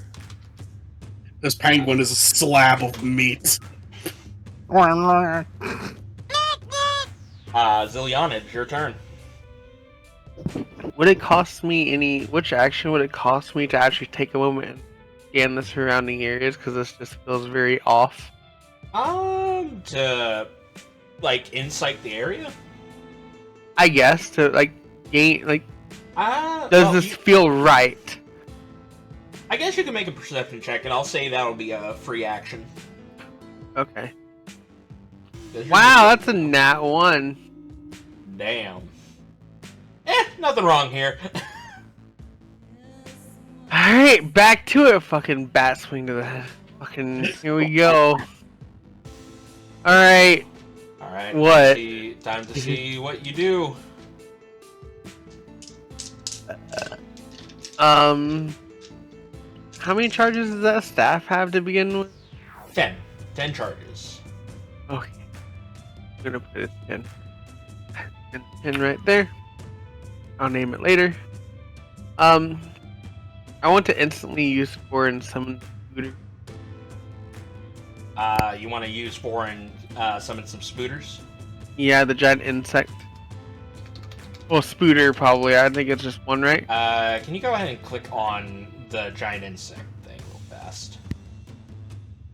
Let's see here. You transform up to 5 centipedes, 3 spiders, 5 wasps, or 1 scorpion. We're only going to be focusing on the spiders because it's the staff of the Spider Lord. So yes, you go ahead and you wave the staff around as 3 spiders shoot from the staff and land into the snow as they basically grow in size into giant spiders.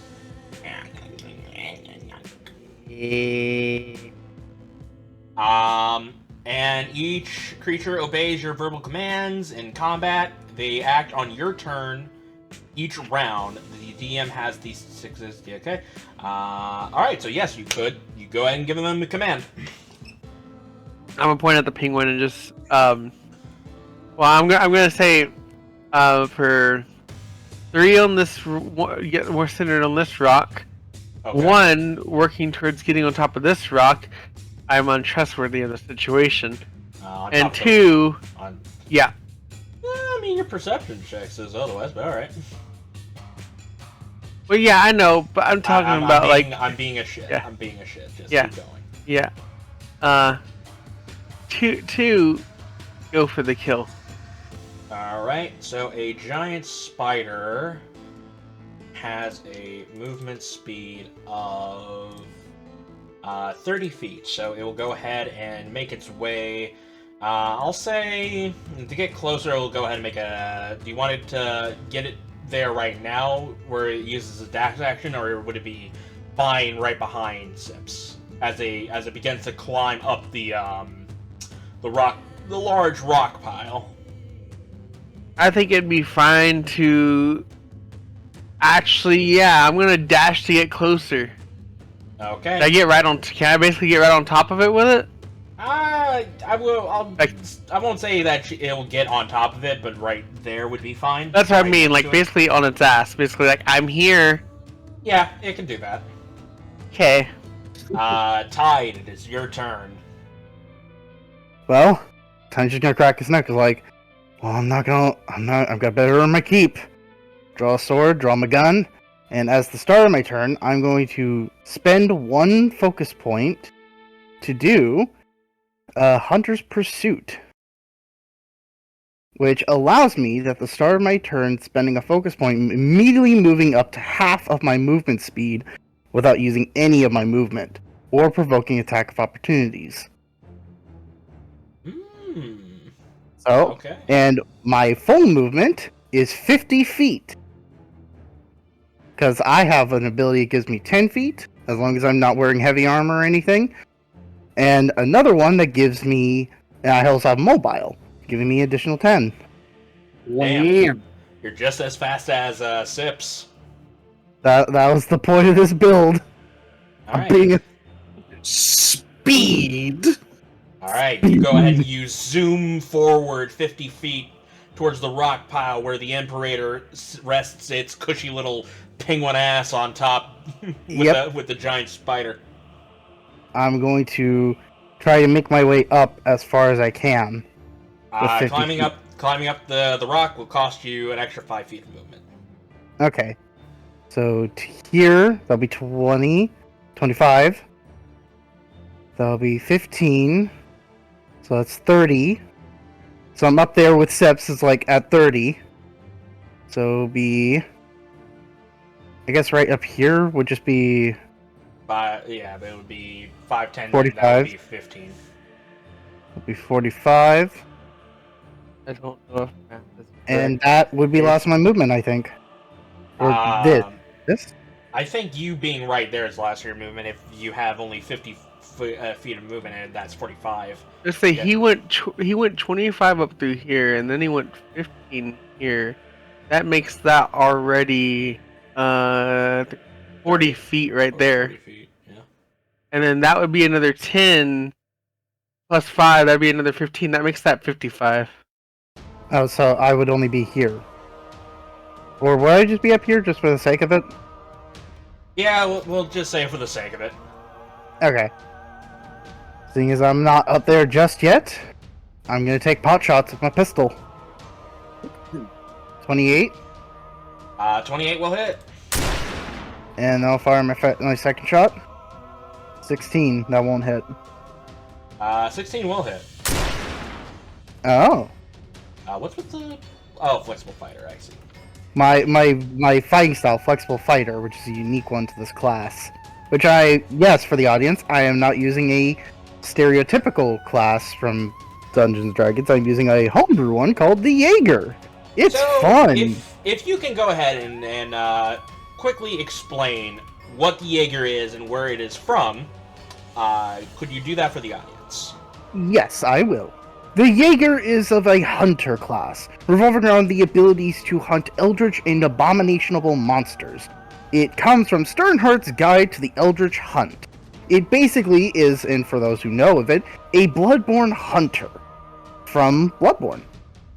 The basic variant of this one that I'm playing has, known as the Absolute Jaeger, which basically revolves around running, gunning, shooting, slicing, and it revolves around gaining focus points and movement. This guy's playing Dark Souls in D&D. Yes, I am. One would say one of the best. I mean, to be fair, DM Tuz made a book of Darkest Dungeon monsters for D&D, so it's fine. He did. But yes, you are playing the Jaeger class as you go ahead and you take your 2 pot shots at the penguin. It is not happy with the sudden abruption to its lunch that it was having on the rocks. How dare you! I was eating some good fish. Is that the end of your turn? Yes, I think it is. Oh wait, hold on. Since I did spend a focus point, I gained 1 movement die. And yeah, you know what? I'll do it. No. Yeah, no, never mind. I'm gonna save the movement die for another thing. Go. My turn is ended. Alright. So, it will go ahead and make a singular beak attack at the spider. Yeah. I don't feel safe or secure. Dealing exactly 28 points of damage. Whoa! That's one fucking peck. That's terrifying. And the giant spider has 26. Oh. So the spider fucking pops out of existence. Fucking dies. And then, when that happens, seeing the enemies around, it's gonna go ahead, throw its head back. Yep. Oh no! Oh no! As that's the end of its turn, as out from the ocean, like a speeding torpedo, something flies into the air. The shadow of it cascades across the rocky fields as it flies overhead and lands with a mighty thud in the middle of all this carnage. The actual Imperator. I want to go home. And you want to know what the fun? You want to know what the fun fact is? The thing in its mouth, that's not a fish. That's a seal. Oh.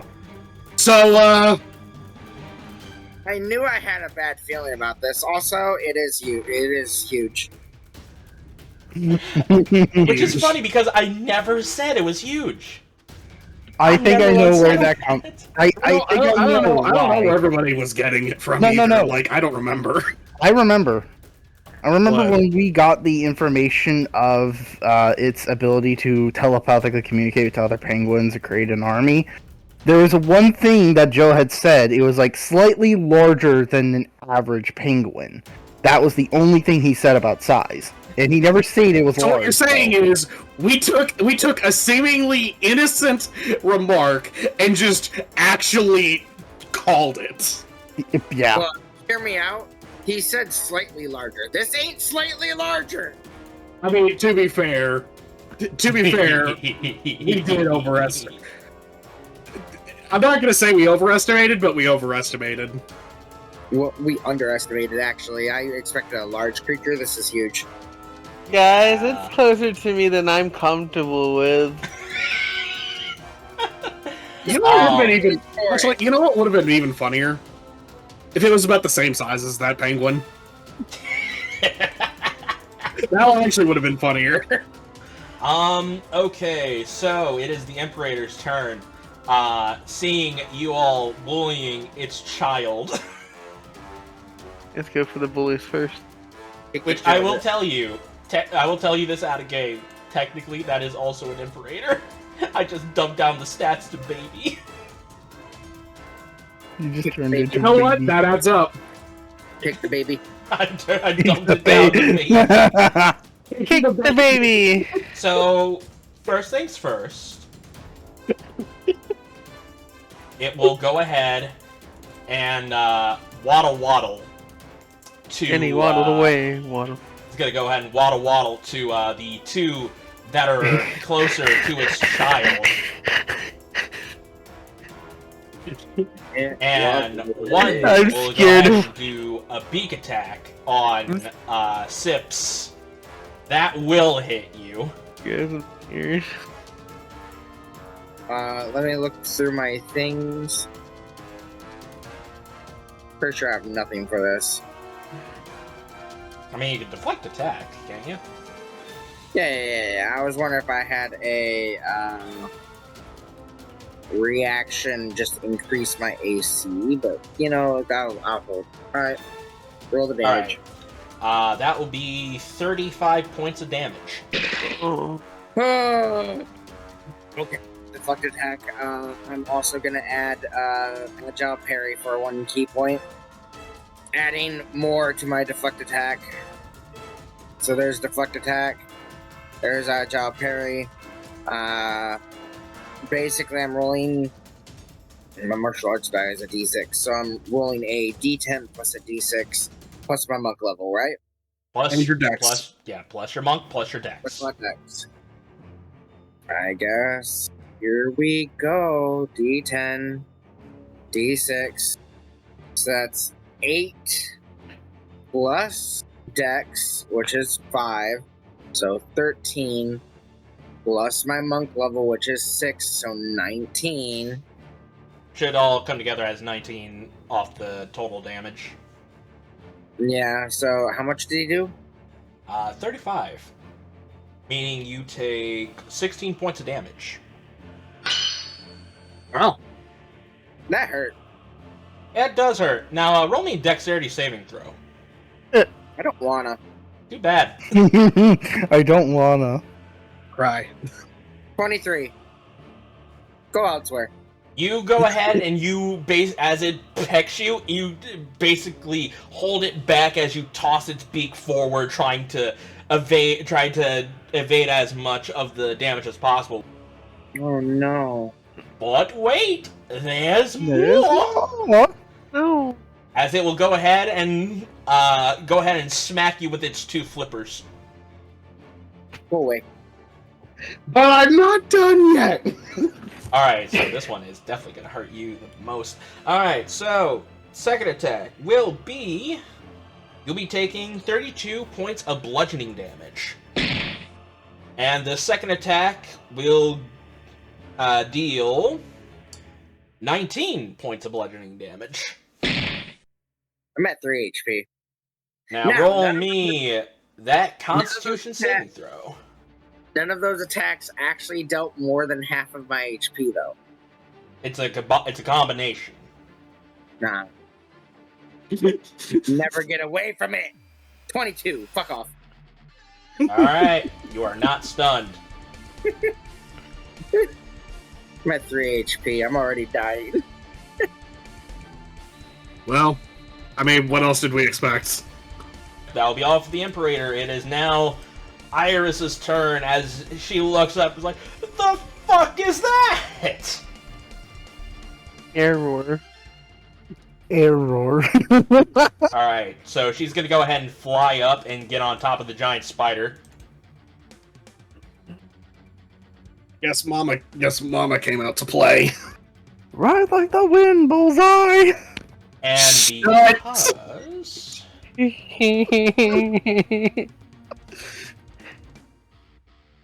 No, I will not. Perfect. Wait, nope, that's perfect. Just in perfect range.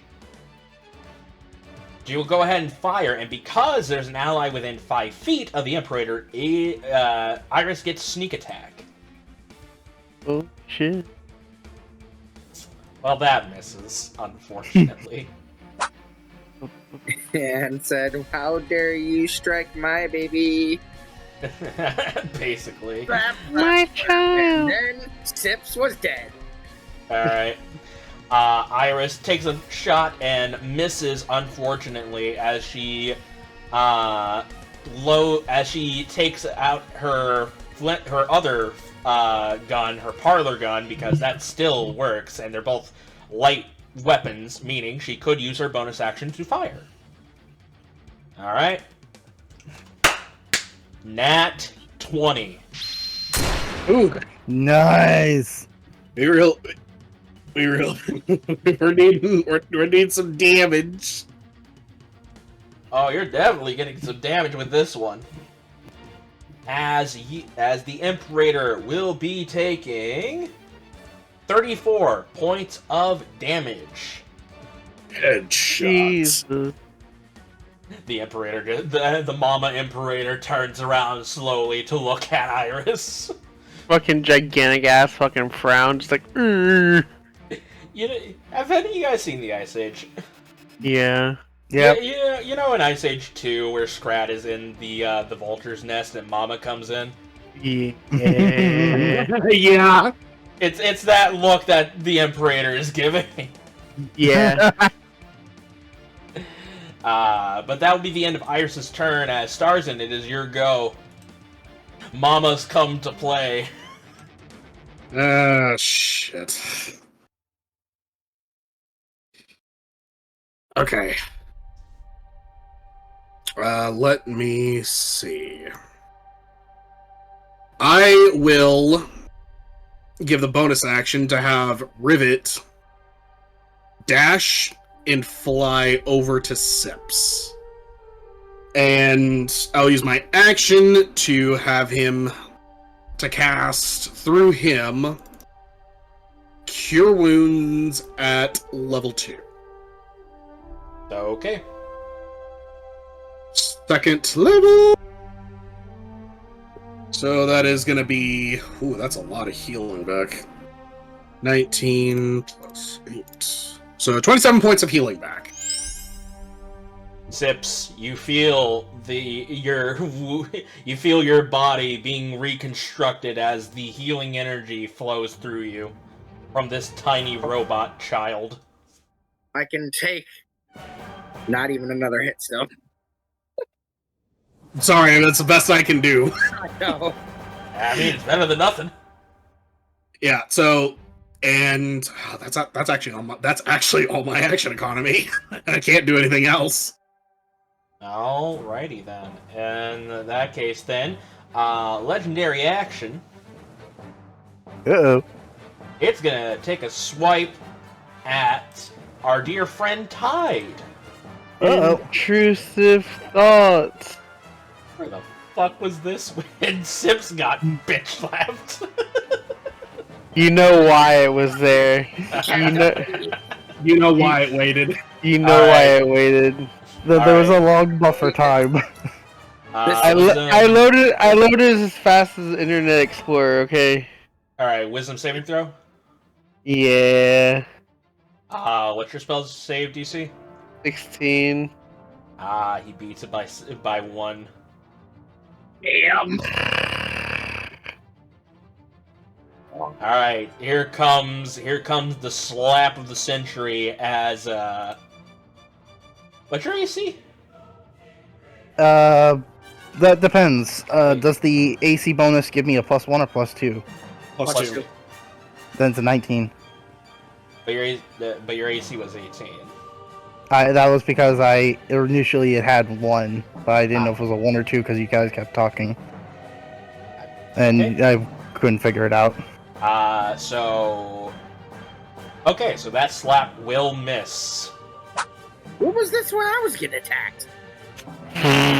Well, considering the fact that it rolled a nat 20, a 26, and a 24. Sith, we don't feel bad for talentless D&D players. Wow! Oh. Uncalled for. Remind me to let Creep frontline next fight. Yes. Yes. Damn. Alright, so, yes, it will go ahead and it will go for a slap, but you're too nimble enough as you matrix dodge out of the way of its flipper before it hits you. Sips, it is your turn. Awesome. You felt the wrath of Mama. Mama's gonna feel the wrath of Sips. Did it move? No. No, it just a 10-foot reach? Yeah. Okay. I mean, to be fair, it's a huge creature. Mama had big flippers. Well, 23 hits it. 23 will indeed hit. Make the most of the 17 magical slashing damage. Oh, I will, as you stab into Mama Imperator. 11 misses, right? Yeah, 11 will miss. Quick I hit it question: once. who has the other inspiration? I think it's me. Actually, I think I remember I gave everybody inspiration because of Christmas. Oh, okay. Oh, right. Oh yeah, I never. I'm using my inspiration right now. Oh wait, nope, that was not what happened. I'm a dumbass. Nope. Aw. But Sips, you do have an inspiration. Okay, I'm using my inspiration right now. Right, you all had inspiration last session during the third round Right. because that was closer to Christmas. It doesn't matter. I hate my life. Oh, 2 11s. When you try That's your huge. best and you don't succeed. Wow, 2 2s, but man. You try and stab, but it's the fact that every time you pierce through, her fat ass blubber is just like, no. Boing. Bonus action. I disappear and I appear over here. Bye-bye. Okay. I'm hiding behind this rock right now. Alright, before Metra's turn, the Imperator will go ahead and make another legendary action. Mm. Oh, do I want to be a dick? I could be a fucking dick right now. God. Oh, Jesus. the gears are turning. I have to do it. It's right there. Oh, I see what you're talking about. I think. Yep, he's gonna fucking do it. And I'm gonna... You know what? I'm getting your IP address. Alright, Starzin, and Sips, roll me a deck save. All right. Well, I'm gonna get stomped flat because that was an 8. Alright, I need a roll for Metra because she is also in this as well. Is my spooter in this? Yes, the Spooter is indeed in it. Okay. I'll go ahead and roll for it. Giant Spider for the Spooter. It fails. So the only person that succeeds is Sips. As you see something going like a bump rising from the stomach up to the neck as it cranes its neck backwards as a cone of bile shoots out from it. Wait, how big is this cone? Ew. It fucking threw up 60 foot. on them. Wait, aren't I behind the rock? Not I mean, you unless the are, cone but goes to round cover. It's going. Imagine, if you will, if like a wave is coming crashing down on you. I hate this. It's a At mortar least strike you passed the save. acid. Hmm. Alright, Okay. so let's go ahead and roll these out. Okay, so I need to roll a shit ton of dice. I think that's 4 of us that are about to get completely shredded. Alright, so you are hit with a combination of both acid and poison damage. I'm gonna die young. So, the ones that failed will be taking 34 points of damage. Goodbye, spider. I gotta check on our dear old wizard real fast. Yeah, she's going down. Oh, fuck. Oh, no. Yeah, she only has 26 HP. Jesus. I am going to use my reaction to cast Absorb Elements. On which one? Acid. Because I can't resist poison. Okay. Yeah, it has to be the acid, because I can only do it to, like, those and not poison, because poison's not an element. Alright, so I have to go ahead and do some quick math real here, because this changes some stuff. Alright, so you'll be taking 21 points of damage. I can live with that. Which is good, because I rolled a 25 for acid damage. Yeah, that alone would have been enough to put me at half. Eh. So... Oh, that reminds me, I gotta roll Constitution. Nope, we're gonna die young. Ooh. Fucking damn it! Can we not have someone get one-shotted and take a lingering injury for one goddamn session? You know, the more we do this, the more I'm coming to realize maybe one hunt per island would probably be the best idea. Honestly, if this is how it's gonna be, where someone's always gonna get a lingering injury, I'm inclined to agree, because holy hell, that means we have 3 people so far out of action, potentially. Alright. So I'm gonna let you choose. Actually, yeah, I'm gonna let you guys choose. Poison or acid? Oh my god, I don't know which one's even the safer bet, honestly. On one hand, the poison could be some sort of infectious kind of thing, and it caused some sort of arrhythmia or something like that, what's happened to Sips. Or acid could do the burn stuff like what happened with Jade. Either way, they're both bad. Acid would do something worse. I mean, in theory, yes, but... To I'm make it saying- more fair, I will show everybody the roll. No matter what happens when you guys choose, I will show the roll of the outcome. I think it should be a coin flip. Are we coin flipping this? Of which one we're picking? I have a coin. If we're coin flipping it, fuck it, let's do it. Alright, what's heads, what's tails? Heads acid, tails poison. Yeah. Heads acid? Yeah, heads is acid. It's heads. I feel like this is bad. I'll go ahead and we should've went with poison. I'll go ahead and roll the d20. Remind me, is it high bad? High number, good. Low number, bad. Okay, That's a so 10, we want so something it's high. middle. Oh.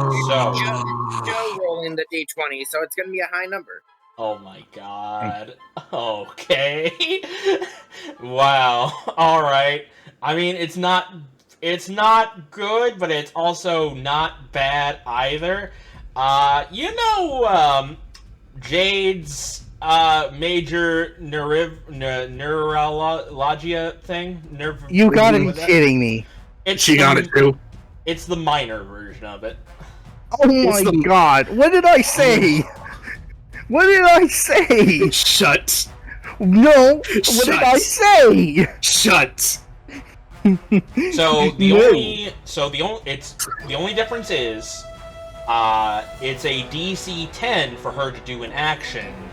instead of a DC 15. So there's a higher chance of her doing an action instead of, that. So, Well, it's good. yes, you see as the bile of poison and acid flings onto you four, as you see the acid starts burning away at the skin and clothing of all y'all, including Metra, as that would be the end of that, and it was Metra's turn. So, Oh no!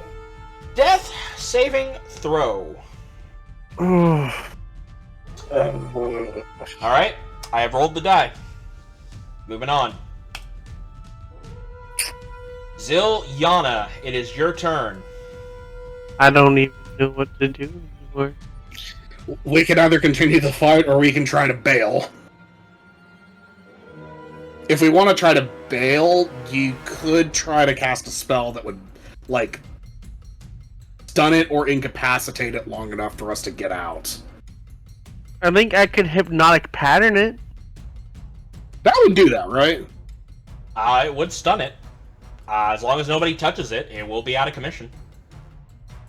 That's actually a good way for us to get out of Dodge if we're feeling like we need to get the fuck out.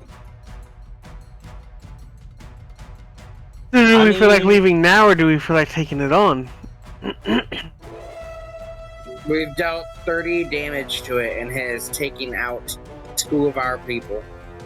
I will tell you right now, its legendary actions are up.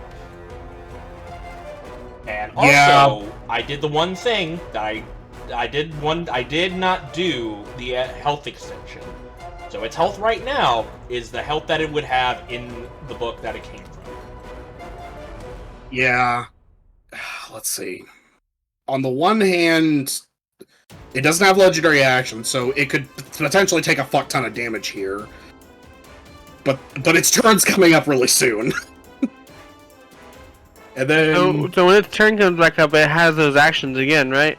Yeah, Yes. the legendary actions get refreshed. It's up to me to decide when he uses those legendary actions. Okay. I'm going to misfortune it.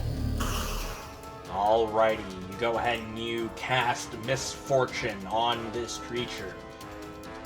Alright. By the way, what does Stitch do? I'm going to have him... Can I give him a potion of mine to go feed into her? Yeah, you could do that. I'll allow that. Okay. It's 50 feet hover. You make it. I want him to come over here, give her the potion, and then back off. Alright. Go ahead and roll me the healing potion. 7 plus 2, that's 9. Alright. Metra is up with 9. Which, by the way, something of interest. When she got knocked out, she was reverted back into her child form, and then when the potion drops, her eyes flutter open. She is then transformed back into adult form. Huh. Alright then. Alright. And will do. Alrighty. Tied. Oh. It is... What? I was gonna say also the Spooter. Oh yeah, the Spooter. Go ahead and command the Spooter. I want the Spooter to go attack, but I kinda don't want her on it. Wait, I want to ask a question. Can the Spooter shoot webs? The Spooter can shoot webs. What's It the range of has... Web is 30 to 60 feet. It'll make it, right? It would be a disadvantage. So if you just move him like 5 feet closer, it would work. Yeah. Okay. Yeah, Literally crawl down from the rock. Okay. 5 feet down to the side of the rock as And his then web it. Yep. He will go ahead and shoot his web. That will hit. Yeah, what happens with web? He fires the web. The target is restrained by the webs. As an action, the restrained target can make a strength saving throw to burst the webs on a success. The webs also can be attacked or destroyed. They're vulnerable to fire, immune to bludgeoning, poison, and psychic damage. So it's restrained until on its turn, then it makes a strength saving throw to possibly escape. Meaning all attacks on it, right now, has advantage. Well, it's only boss. Alright, Tide, your go. Crack neck. Let's go. At the start of my turn, I will now spend another focus point, which I regain focus points by attacking enemies, at least one per turn, for an attack. Now I will move at most up to here, right next to it. I am now up north in front of its face. I gained a momentum die, and now I will also use a bonus action to utilize Jaeger's Rush to give me a dash, but I will not dash yet. This will give me another momentum die. And now, I will take 2 attacks onto it, using my short sword. My magical short sword. First attack, with advantage. 19. 19 will hit. And I am going to use Piercer to reroll that 10. Okay, go for it. It's a d6. 5. So 11, so 12 points of damage. And now I am going to attack again, this time with Brutal Finisher. Brutal Finisher. What does that do? First, let me attack and see if I hit. 22. Brutal Finisher, unique to the Jaeger class. Whenever I hit a creature, I can expend all my movement die to add to the damage to my attack roll, which would mean I now can expend all 3 of my movement die to deal d6s. I think it's d6s or d8s. Let me reread. Yeah, you gotta reread it. Momentum. Here it is. D6s. So I will now expend 3d6. Add more damage to this bad boy. Equivalent to another 11. 12, 11, and a +1. So it's 12, 12, and that is 24 points of damage. Alright. You come in a swinging. Mm-hmm. And with that, I am now going to disengage from it. And I have mobile, which means as long as I attacked, I will not do attack of opportunities. Along with it, I also dashed, which means any extra movement I spend will be nulled. Right? I think that's what mobile does. Mobile doesn't give you... I don't think mobile gives you a free dash. It just makes it to where you don't get attack of opportunity if you attack that creature. No. The Jaeger's Rush gave me the dash for my bonus action. He held on to it until after he attacked it to actually dash. Yeah, you have dash from that, but you don't have to disengage, and you don't have to disengage because you're mobile. Yeah. Yep. Yeah. All right. So you go ahead and you slide down the rocks to get out of the way of Mama. Yep. I will go 30 feet that direction. 30 feet north towards where Iris is, and just slide. Alrighty. The Child Imperator is gonna let Mama do her thing, as it's just gonna go ahead and go into the water and get the fuck out of here. GTFO. Mama's here. I have no part of this. Alright, Mama's turn, though. Error. Terror indeed. It will go ahead and use its action to try and break free. It just need to make a strength check, which, I'll tell you right now, Yeah. do that. Alright, strength check going. Rolled a 9. Oh, and the dice on the other side. Damn. Honestly, that wouldn't have made the difference because it has misfortune on it. It's only for I attack just rolls. Is Yeah. it only for attack rolls? Yeah. Well, no, hold on. At least I remember it being attack rolls. I don't As know an if it is. action. It's Until the end of your turn, whenever it roll. Okay, never mind. It would have, would have been a nat 1 regardless. It would have fucked up. So it rolled a 9 with a nat 20 on the other side. That would have been a nat 1. Yeah, that's what I yeah. It's stuck in the webs. Holy fuck. Yeah, I called it with misfortune. As it just stays there. Although I do need a roll to see if it gets its bile cone back. Nope, it does not. thought. Okay, we're good. Kill it! Kill it, dead guardians! Kill it dead now. Kill it, dead guardian. Kill it, dead guardian. I can't believe I fucking lined that up by mistake. This is wonderful. Alright, so that's the end of that's all she wrote. Iris will go ahead and fly. Actually, no, she's gonna stay there. She's gonna use steady aim because she is not moving, so she can get advantage on this shot. Because she is a rogue. Yep. And she will go ahead and fire with the tinkered flintlock. 26, that will hit. And because with the advantage, that means she gets the sneak attack, meaning this one will come out to 29 points of damage. Nice. And as that happens, you see it bloody, a mess, just the slashing, the cutting, the piercing. It is not happy as it lets out a mighty...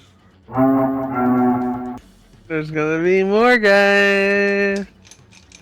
I need to roll something real fast. Gonna see how many fucking pop up. Why are all of these D4s at the bottom of the cup? I put them at the top for a Cause reason. at the bottom of the barrel. Alright, so I rolled. As that happens, a fucking tidal wave of penguins Oh no. appear as they bring forth the penguin swarms.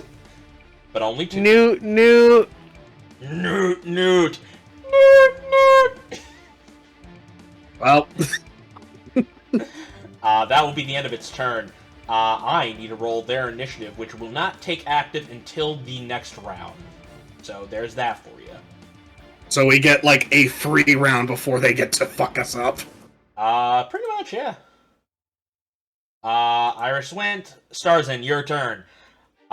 Enemy inbound. Yeah, no kidding. Oh, This Oh. became a firefight. this is about to go to shit. On the bright side, the penguin is restrained. So shots on him will have advantage. Yeah, but do I take advantage of that now, or do I try to get people picked up? Good call. Good point. Who else is down? Well, no one's down, but Metro and Healing Sips are in abilities. bad shape. Hmm. Whatever Barely happened, got shape. what happened to the idea of the fucking beacon of, or the healing thing, the healing buoy? Honestly, I don't recall. Okay, two things. One, I don't recall you approving the idea fully, and second of all, I said yeah. I haven't gotten around. Okay, if you did approve it, I don't remember. I legitimately do not remember. Yeah, it was so funny. It's like, the healing buoy would be fine right now. Where And is that? And because I didn't believe I had a confirmation on it, I never made it. I see. So Fair enough. yeah, I'll take care of that again down the road. Okay. So with much that to being- do. So much to do. Yeah, so much to do. Maybe we should stop playing Artificers. No, it's fine. All right. It's fine. Well, speaking of being fined, what is your plan here? Yeah, let me... Okay, so no action required means... Rivet's just gonna fly around there. Although he will be taking the dodge action. Well, actually, no. It's restrained, so I don't think it can do anything. Let me see. A restrained creature's speed becomes 0. It can't benefit from its speed. Attack. Restrained. It just says that its speed is 0. Attack rolls against the creature have advantage, and the creature's attack rolls have disadvantage. Oh, so yeah. Yeah. So, okay. So I'll fuck it. I'll bonus action and have him dash. So. Actually, that would be as far as he can get. You sure you want him to have the dash action? What do you mean? Technically speaking, he did leave the attack range. It will be with disadvantage. I'm just clarifying, is that really what you want to do? Fuck. Okay. It's up to you. It's a gamble. No, I'll have him bonus action disengage. Good to know. Alright. You go ahead and as you command it to dodge its attack and fly away. Let's see. Sips, what's your HP at? Somewhere between 13 and 13. 13, and Metro only has 9. Jesus. Yeah, the more I'm thinking about it, maybe one hunt per island would be the best idea. Yeah. Okay. I will... Fuck it. I'm gonna do it this way. Okay, Sips, I'm gonna give you another Cure Wounds at 2nd level. Wonderful. That means I can take care of all the swarms. Take 16. That'll be 21 points. So take 21 extra HP back. I'm at 34 again. And then to help Metra get out of harm's way, would I have to use an action to drag her? Or just spend movement? You'll spend movement. Okay. How much movement? Half your movement speed. Okay. Actually, I can do that just fine then. So what I will do is I will drag her from where she's at to there. Alright, you go ahead and you drag her behind the rock. And if I pass her a healing potion, is that a free action? You can hold it out and she could take it as a free action. You know what? I'll do that then. Alright. That being that's said... literally everything I've done. Alright, Sips, it is your turn. Mom is restrained. There are 2 giant penguin swarms. Alright, is Metra up technically right now? She is up, technically, yes. You're not dying. I'm going to drop a bag on the ground in front of Starzin. This bag will have my Sips potions that I created before this time. I have 4 of them in there. Okay. But I'm gonna run over to the penguin swarm. Alrighty. We're gonna have some fun. 17 for 26 hits. 9 magical slashing damage against the swarm. Probably resists it because it's slashing damage. Well, it's... well, hang on, that... I don't know where you're getting that from, but... Swarm. Oh! Huh! I know my stats. Yeah, I know my sheets. It's a swarm. All swarms get resistance to bludgeoning, piercing, and slashing because it's a bunch of them. Uh-oh. I might have underestimated how strong the swarm is. Oh, well. Alright, yeah, you go ahead and you slash. You cut through a couple of the penguins. That's a nat 1. Can someone save me? save me from this. Make We everybody have use no inspiration left. Yeah, everybody use their inspirations. Okay, that one. Roll Hit me me that D100. I don't wanna. Oh, Well, that's just too fucking bad. 29. Okay, now this one, low numbers are good. Yeah, I guess that's where I was getting confused. That's melee attack with a 29. You swing down and hit your own foot. Awesome. What happens? Take 1 point of damage. Awesome. I'll take that 1 point of damage.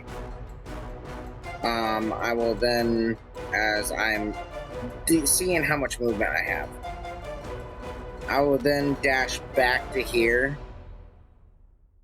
You have got to stop going over stuff that is obviously protruding out of the ground. Okay, I can bonus action do that. Yeah. It's just a bad habit that you are just doing. Okay, fine. I have 5 movement left then. I'm going to bonus action. Disappear from here. Appear back over there because Misty Step. How many Misty Steps do you have left? Just None. one. None? None. This is my last one. Oh, I thought you only used it twice. I did. This is my last one. It says you have 3 uses of it per short rest. Yeah. This is my last one. I used it 1 time to get to it, 1 time to get away from it over here, 2 over here. And Right. over here, over here. Okay. Yep. Mhm. Okay, I see where I was confused. Alright. Nick, I am going to state to Starzin, I think this may be a bit much for us. We've lost our element of surprise, and these swarms aren't going to go away easily. Agreed. Metra will pipe up. Which is odd, because this is the first time you're actually hearing her talk in her adult form. If you kill the head, the rest will fall. That's a bit of a risk, but She looks at you stoically. I just give her a serious like the like the hero serious face when you just see the face but stare back and nod. Yeah. Yeah, it's essentially that. I will nod as well as I move here. I will end my turn at that point. Move where? Sorry, I move next to Starzin and Metra. Okay. And I will end my turn there. The penguin swarm will not go this round. Okay, Metra will go ahead and get up from her restraint. As she will go ahead... Fuck, what can she do? That's the question. You know what she can do is cast Temporal Bolt on the head penguin. And will upcast it to 3rd level. Okay, so 3d8 force damage. 20 points of force damage as a spectral green energy flies out and hits the Imperator. And on top of that, the Imperator, I need to roll a d6 plus 2 for see how many rounds it is stunned. I rolled a 6. 8 rounds. Alright, so... Well, it still has chances of breaking out of it when it's the end of its turn, so... Yeah. But, Metra will go ahead, seeing the cataclysm that might happen. She's going to go ahead and run back to Zilyana. And the potion I held out? Right, she will take her bonus action. She will take it, chug it. What type of healing potion is it? It was just a regular one, so So 2d4. 2d4. I thought you picked it up. Ooh, double fours. Nice. Damn. So she gets 6 HP back. Oh, wait, not 6. Sorry. 10 HP back. Hey, that's still a good bit of healing back. All right. She is back at her full HP. Or sorry, she's not at full HP. Sorry, my bad. She's at half her HP. 15 for HP. That's kind of sad. Well, she's a wizard. She's a wizard. Yeah. Jinx. Fucking You dying sneeze out and here. die. All right. That's the end of Metra's turn. Zilyana. Oh, and because it's stunned, it cannot use legendary actions. Yep. Oh man, That thing is a sitting duck. I'm gonna Kill make it. it worse! Fucking kill it! No, I'm gonna make it worse for it and everyone else easier. I'm a bonus action cackle to keep misfortune going. Okie dokie. And then I'm gonna cast slow. Ooh. Oh, I think I know where you're And going to be also using insidious spell. When I cast a witch spell that affects a creature that is under the effect of your hex, that creature has disadvantage on its first saving throw against the spell. Oh. So it's disadvantage against your slow? Yes. Nice. Okay, so you're only hitting the Imperator? I don't think there's... How big is... 30, I think. You have a thing for it, I remember. Yep. You do. Slow. I meant to drag it. Slow. Oh, fuck. Yeah. Yeah, I think you can hit one of the Imperator I'll and get one of them. I'll get the group down this way. So this brings up a very interesting question. How does slow work with a swarm? It hits it. It works on it. Even if it's consisting of multiple creatures? Yes. Well, this- yeah, considering in game mechanics, rolls as a single creature. in game mechanics terms, swarms are technically counted as one creature whole, despite it being a literal swarm. Okay, that's Weird. strange. It makes sense. It makes sense. So you don't have to do roll this, roll this, roll this, roll this, roll this, Yeah, roll this. if it wasn't like that, then you would have to do like how many rolls a swarm Well, creature there's a would limit. consist of? There's a limit to how many creatures you can target. That's why I'm asking. Well, yeah, but with swarms, swarms count as a singular creature. However, swarms have a litany of resistances and immunities due to being a group of creatures with a group mentality. Okay, I see. Alright, in that case then I'll go ahead and roll the Imperator Wisdom saving throw. I believe so. Let me go double check that just to be sure. Wisdom saving throw, yep. Yep, with disadvantage. It rolled a 3. Fuck yeah! Now for Endurance the penguin. more. Now for the penguin swarm. It succeeded, unfortunately. That's so. okay. I mainly just wanted the fucking big fuck to be, like, ultimately hindered. Handicapped. Because now if it rolls on that 20, it fails. Now it's super slow, and it's fucking restrained and stunned. It's not moving. We've literally taken luck out of the equation on this thing. You We stun did. locked it. Yeah. Alright, Zilyana, is that all you do? Yep, because that's my action and bonus action, and my reaction is always saved for, Intrusive thought. Yeah. Alright. Penguin Swarm will not do anything because it's not their turn. Or it's not their round to activate. Tide. The Imperator is looking fucked. Alright. I am going to rip and tear. As usual, spend a focus point. And for anyone wondering here, currently I have 3 focus points, and I get back a focus point for each attack, or if I use a short or long rest, or I get a nat 20 on a saving throw. Yes. This class is essentially a combo class. Yep, and pretty much it focuses on building up momentum and dealing a lot of damage with that momentum. Oh, it feels so good. Alright, so you're gonna rip and tear. Yep, I am going to spend one momentum at the beginning of my turn to run as fast as I possibly can towards it. 25 feet that way, down south towards the Imperator. Okay. Then I'm going to use bonus action, another point of focus, to do dash, getting up and close to its face as possible. All the way up from the stones to its face. Okay. That's 2 focus points down. Now I get 2 momentum.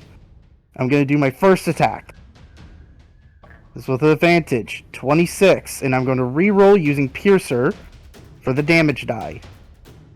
Another 2, so it's the same damage. Damn. So 9. Yep. Next attack, and I'm going to use again Brutal Finisher. Here we go. Come on, crit. Come on, crit. Ugh, nope. 23. But I re-roll that d6 again. Alright, let's see if you get something higher. A 5. Hey, that's something. 11. Plus 11? 1, that's 12. And now add the 2 focus points, 2 momentum die. 2 more d6. That's another 11. So in total, 9 plus 11 plus 11. Yep. Yep. Not looking hot, I can tell you that much. And you know what? I'm gonna stay within range of its attacks. I'm staying here. As you see this penguin just frozen in place, just not. I just simply says quietly, I must do this. Alright. The Imperator will do nothing because it is stunned, and it will go ahead and make a saving throw to see if he breaks out of the stunned condition. It does, but it will take the 3d8 points of force damage. 17 points of force damage. But it is no longer stunned. But it is still restrained. Yep. Yep. But that will be the end of its turn. Iris's turn. She's gonna go ahead and steady aim and fire. That will hit. Dealing 22 points of damage. As she's gonna go ahead and pull out her other, her parlor gun. Take aim and fire. That will hit for 10 points of piercing damage. It is mortal. Down to its last leg. Iris will look over at you. Finish it now! Starzin, it is your turn. Alright. I'm gonna... let's see. Oh, shit. Goes up to it to punch it. No, do it. Do it. Are you gonna no balls me? No balls. Do it. Sure Fuck using it, this ball. motherfucker. Sure using this motherfucker. Yeah! Alright, fuck it, we ball. Alright. Let's see. Yeah, I'm not gonna do anything fancy or anything, just, throw 2 battle fists in. Alright. 21 and a 23. Both of those will hit. How would you like to kill it? Hold on. 30 points of damage. Oh yeah. How would you like to kill this motherfucker? Starzin, upon hearing that, just rushes forward and just goes up as he's just revving up the fist, just punches a hole. Using the reach property, just gets high enough for the chest and punches a hole right to the heart of it. You fucking serious punch this motherfucker from One Punch Man. Pretty much. As Starzin, you serious punch. as you slam your fist into the stomach of this creature. The momentum of this punch carries your body through the Imperator to the other side, leaving a gaping hole in its stomach as its eyes roll the back of the head. It collapses to the ground, dead. Big fucking sad. And as that happens, the other penguins that see the Imperator kind of shakes out of it, like they were in a daze.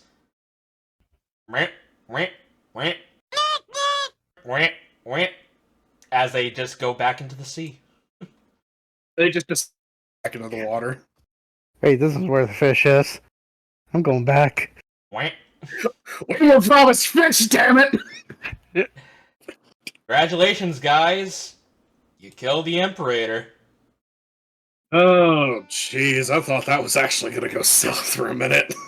I was, I'm not gonna lie, I was actually sweating a little bit.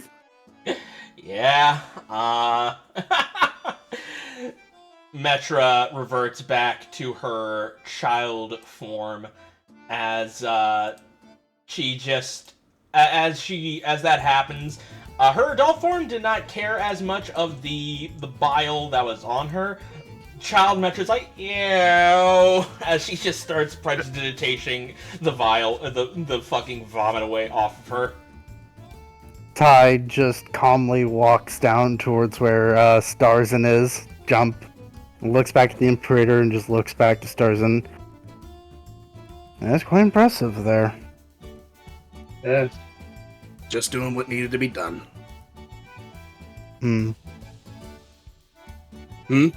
Tide looks at you like he's sizing you up, but then nods. Yeah, that's true. He then just drops down from the stones, climbs down to God damn it, my token stuck under it. Didn't mean for that. And just Yeah, Starzin's gonna climb down and start just kind of moving back towards the group. same with Tide. Iris on top of the giant spider is just like, you did it! Holy fuck! I wonder if the spider is able to like wrap it up in web and take it with us. Wrap it up in webs? Maybe. First I gotta see how long your spell lasts real fast. Been meaning to do that. It lasts for 10 minutes. So We're not gonna happen. At most he can wrap it up, but he won't be able to carry it. We could all drag it back, right?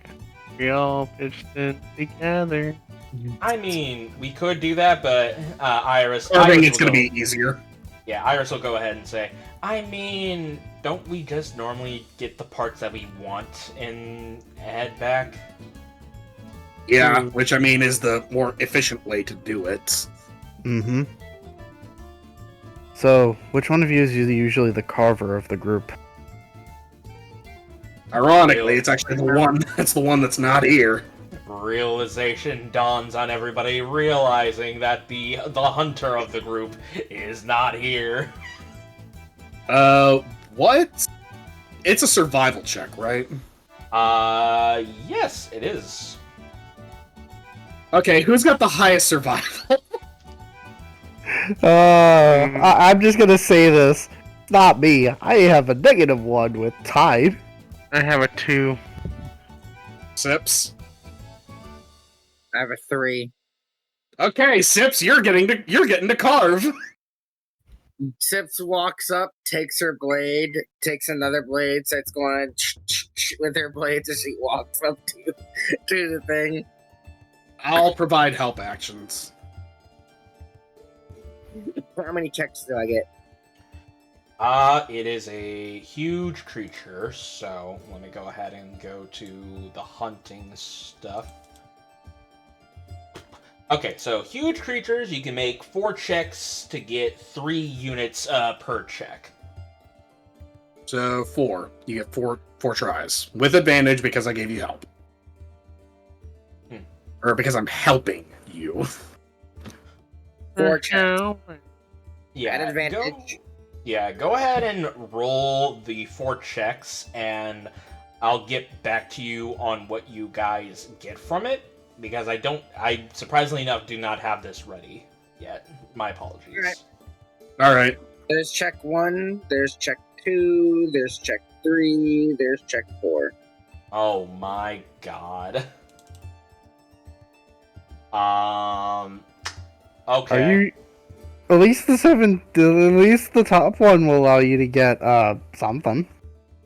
Okay, I gotta check to see what this is now. Is plus half the CR. Oh no. So only 1 succeeded. Pretty much, I think. Hang on. Plus, yeah, only 1 success. Okay, you know what? I mean, you can 100% blame that on me because I pretty much told Sips to do it.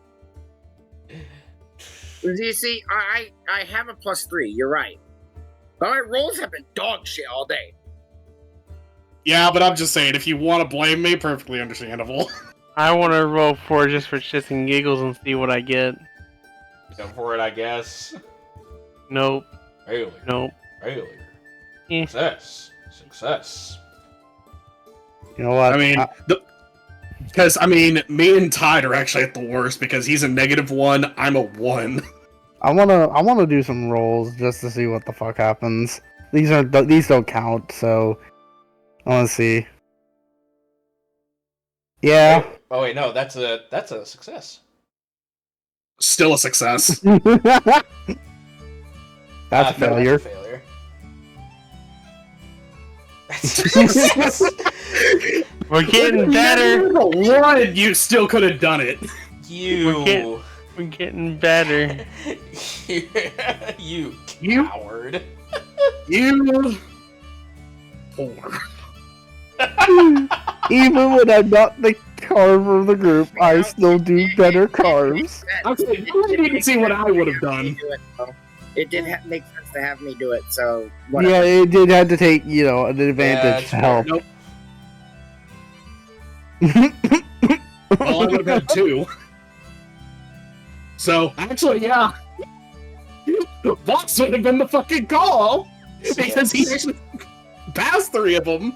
17 was the DC. Jesus Christ. Okay, so next session I'll get back to you on what you get. You do get 3 things from this creature, so I'll try to variate what this is, but I do believe this is where this is a good stopping point for us, so. Yep. Holy fuck. That was a rush. It was. But I will be honest. So far, this Jaeger class is really fun. Yeah. It really, really rewards you for when you're just going not only fast, but also just keeps on moving and just keep on hitting everything. Oh It yeah, really no, does reward you. Maybe that should have been the multi-class instead of fighter. Yeah, no, this is a class that rewards you for being going in 100% all in on offensive, which is fitting for Bloodborne because you can't do anything but go in all in on offensive. The worst thing is you have to be max aggressive, which I'm fine with. I love being aggressive in D&D. This is why I like barbarians. Cool. The only downside to the class is that you pretty much become a glass cannon. No, yeah, but you still have survival ways. Some things I didn't even get to try to use because my AC was that high. Well, maybe you'll get some chances next session. Oh, The maybe. Are you trying to say something? Has a deflect attack option, I think, as well. It Yes. does, but what I'm saying is that is that being a class that does have a D8, it has to rely on a lot of those aggressive tactics to mitigate a lot of the damage. Yeah. The Jaeger class literally looks at monster and says, "Who's gonna go down first, me or you? We're gonna find out." Yeah, I'm not Pretty gonna much. lie, the Jaeger Pretty class fucking is fun. much. But I will be honest here, even if I would have been multi-classing it in, it would have to take a lot of levels of multi-class into Jaeger, pretty much making it the primary class instead of Ranger. That is true. It's a Because Jaeger is a Jaeger- really weird one for multi. Jaeger benefits a lot without multi-classing, I'll be honest. Yeah, that's It's kind of like Yeah. All right. Let's go ahead and get voting out of the way. Yep. mhm. Starting off with who should it be? I'll roll a d4 to see who goes. On. You're the first one up. Alright. For multiple reasons, which I'll name a few, I'm gonna just vote myself on it. Okay, one reason being because, well, this is a selfish reason, but I was doing a good job and looking out for people, and I bought the potion for Sips. Secondly, I fucking did the good thing with the spooter and made the whole thing restrained. Thirdly, slow fucking worked. So slow and restrained equals we win. Wait, hang on. Now I gotta look at something else. I gotta look at something else real fast. What? What I think we fucked up. on? Giant insects would have disappeared. Oh, because of concentration. Yeah, they're both. That's okay, concentration cause the spells. spider, cause I didn't do anything else besides the one spider, the one to web shot though. So bing Yeah, bong. but the moment you casted slow, the spiders, all the spiders should have been gone. Well, there was only one left anyways, and I didn't use it. So Yeah. Plus, I Yeah, don't think the it- next turn you didn't use it. Well, I also don't think it would have gotten rid of the restrain effect, so I agree, I think it wouldn't. it would have still been under the effect of web. yeah, so it would have still been restrained, so it really didn't make that much of a difference, regardless. Fair enough. But yes, that web came in fucking clutch. Yeah. Plus slow. Plus slow equals yay. So next up down the line is Starzin. On. It's not even a contest. Okie dokie. For those exact reasons. Uh, Roleplay was top notch, and combat came in clutch. It was okay. Brutus. I would like to. Oh, I guess tied. Sorry, I see your Yeah, that's token. fine. So That's fine, it's fine.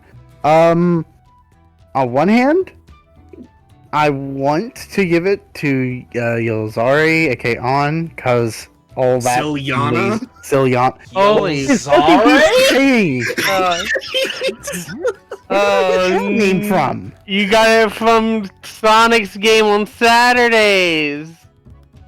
Cause that's Hard Tuner's character. Please, let's Jesus just continue. Let's just continue, Christ. guys. well, Please. we're waiting Let for me my you brain. to explain. Okay, So what does Zilyana, Yozari I do? would, I would like to give it to Zil. On. Fuck everything. I would like to give it to On, but I am actually going to give it to Creepah because he no-balled. He no-balled. You're giving it to You gotta respect the noble. You did it. I called you. You were like no. I called I you no fucking balls, no-balls. and you yeah. Honestly, I would have given it, but he didn't do a Shoryuken. Aw. All What are right. you talking about? This was Look, cooler. look. He didn't do a Shoryuken, but he did a one punch. That's fair. Okay, so Sips, you're the last one. It's on. Yeah. Slow. Debuffs. Go. Fair enough. All right, so today's VIP is on. Yay! Alright, now for Lady Luck to do her thing. Alright, and today's lucky winner is... Sips. I called it. Called it mentally. Oh. Alright.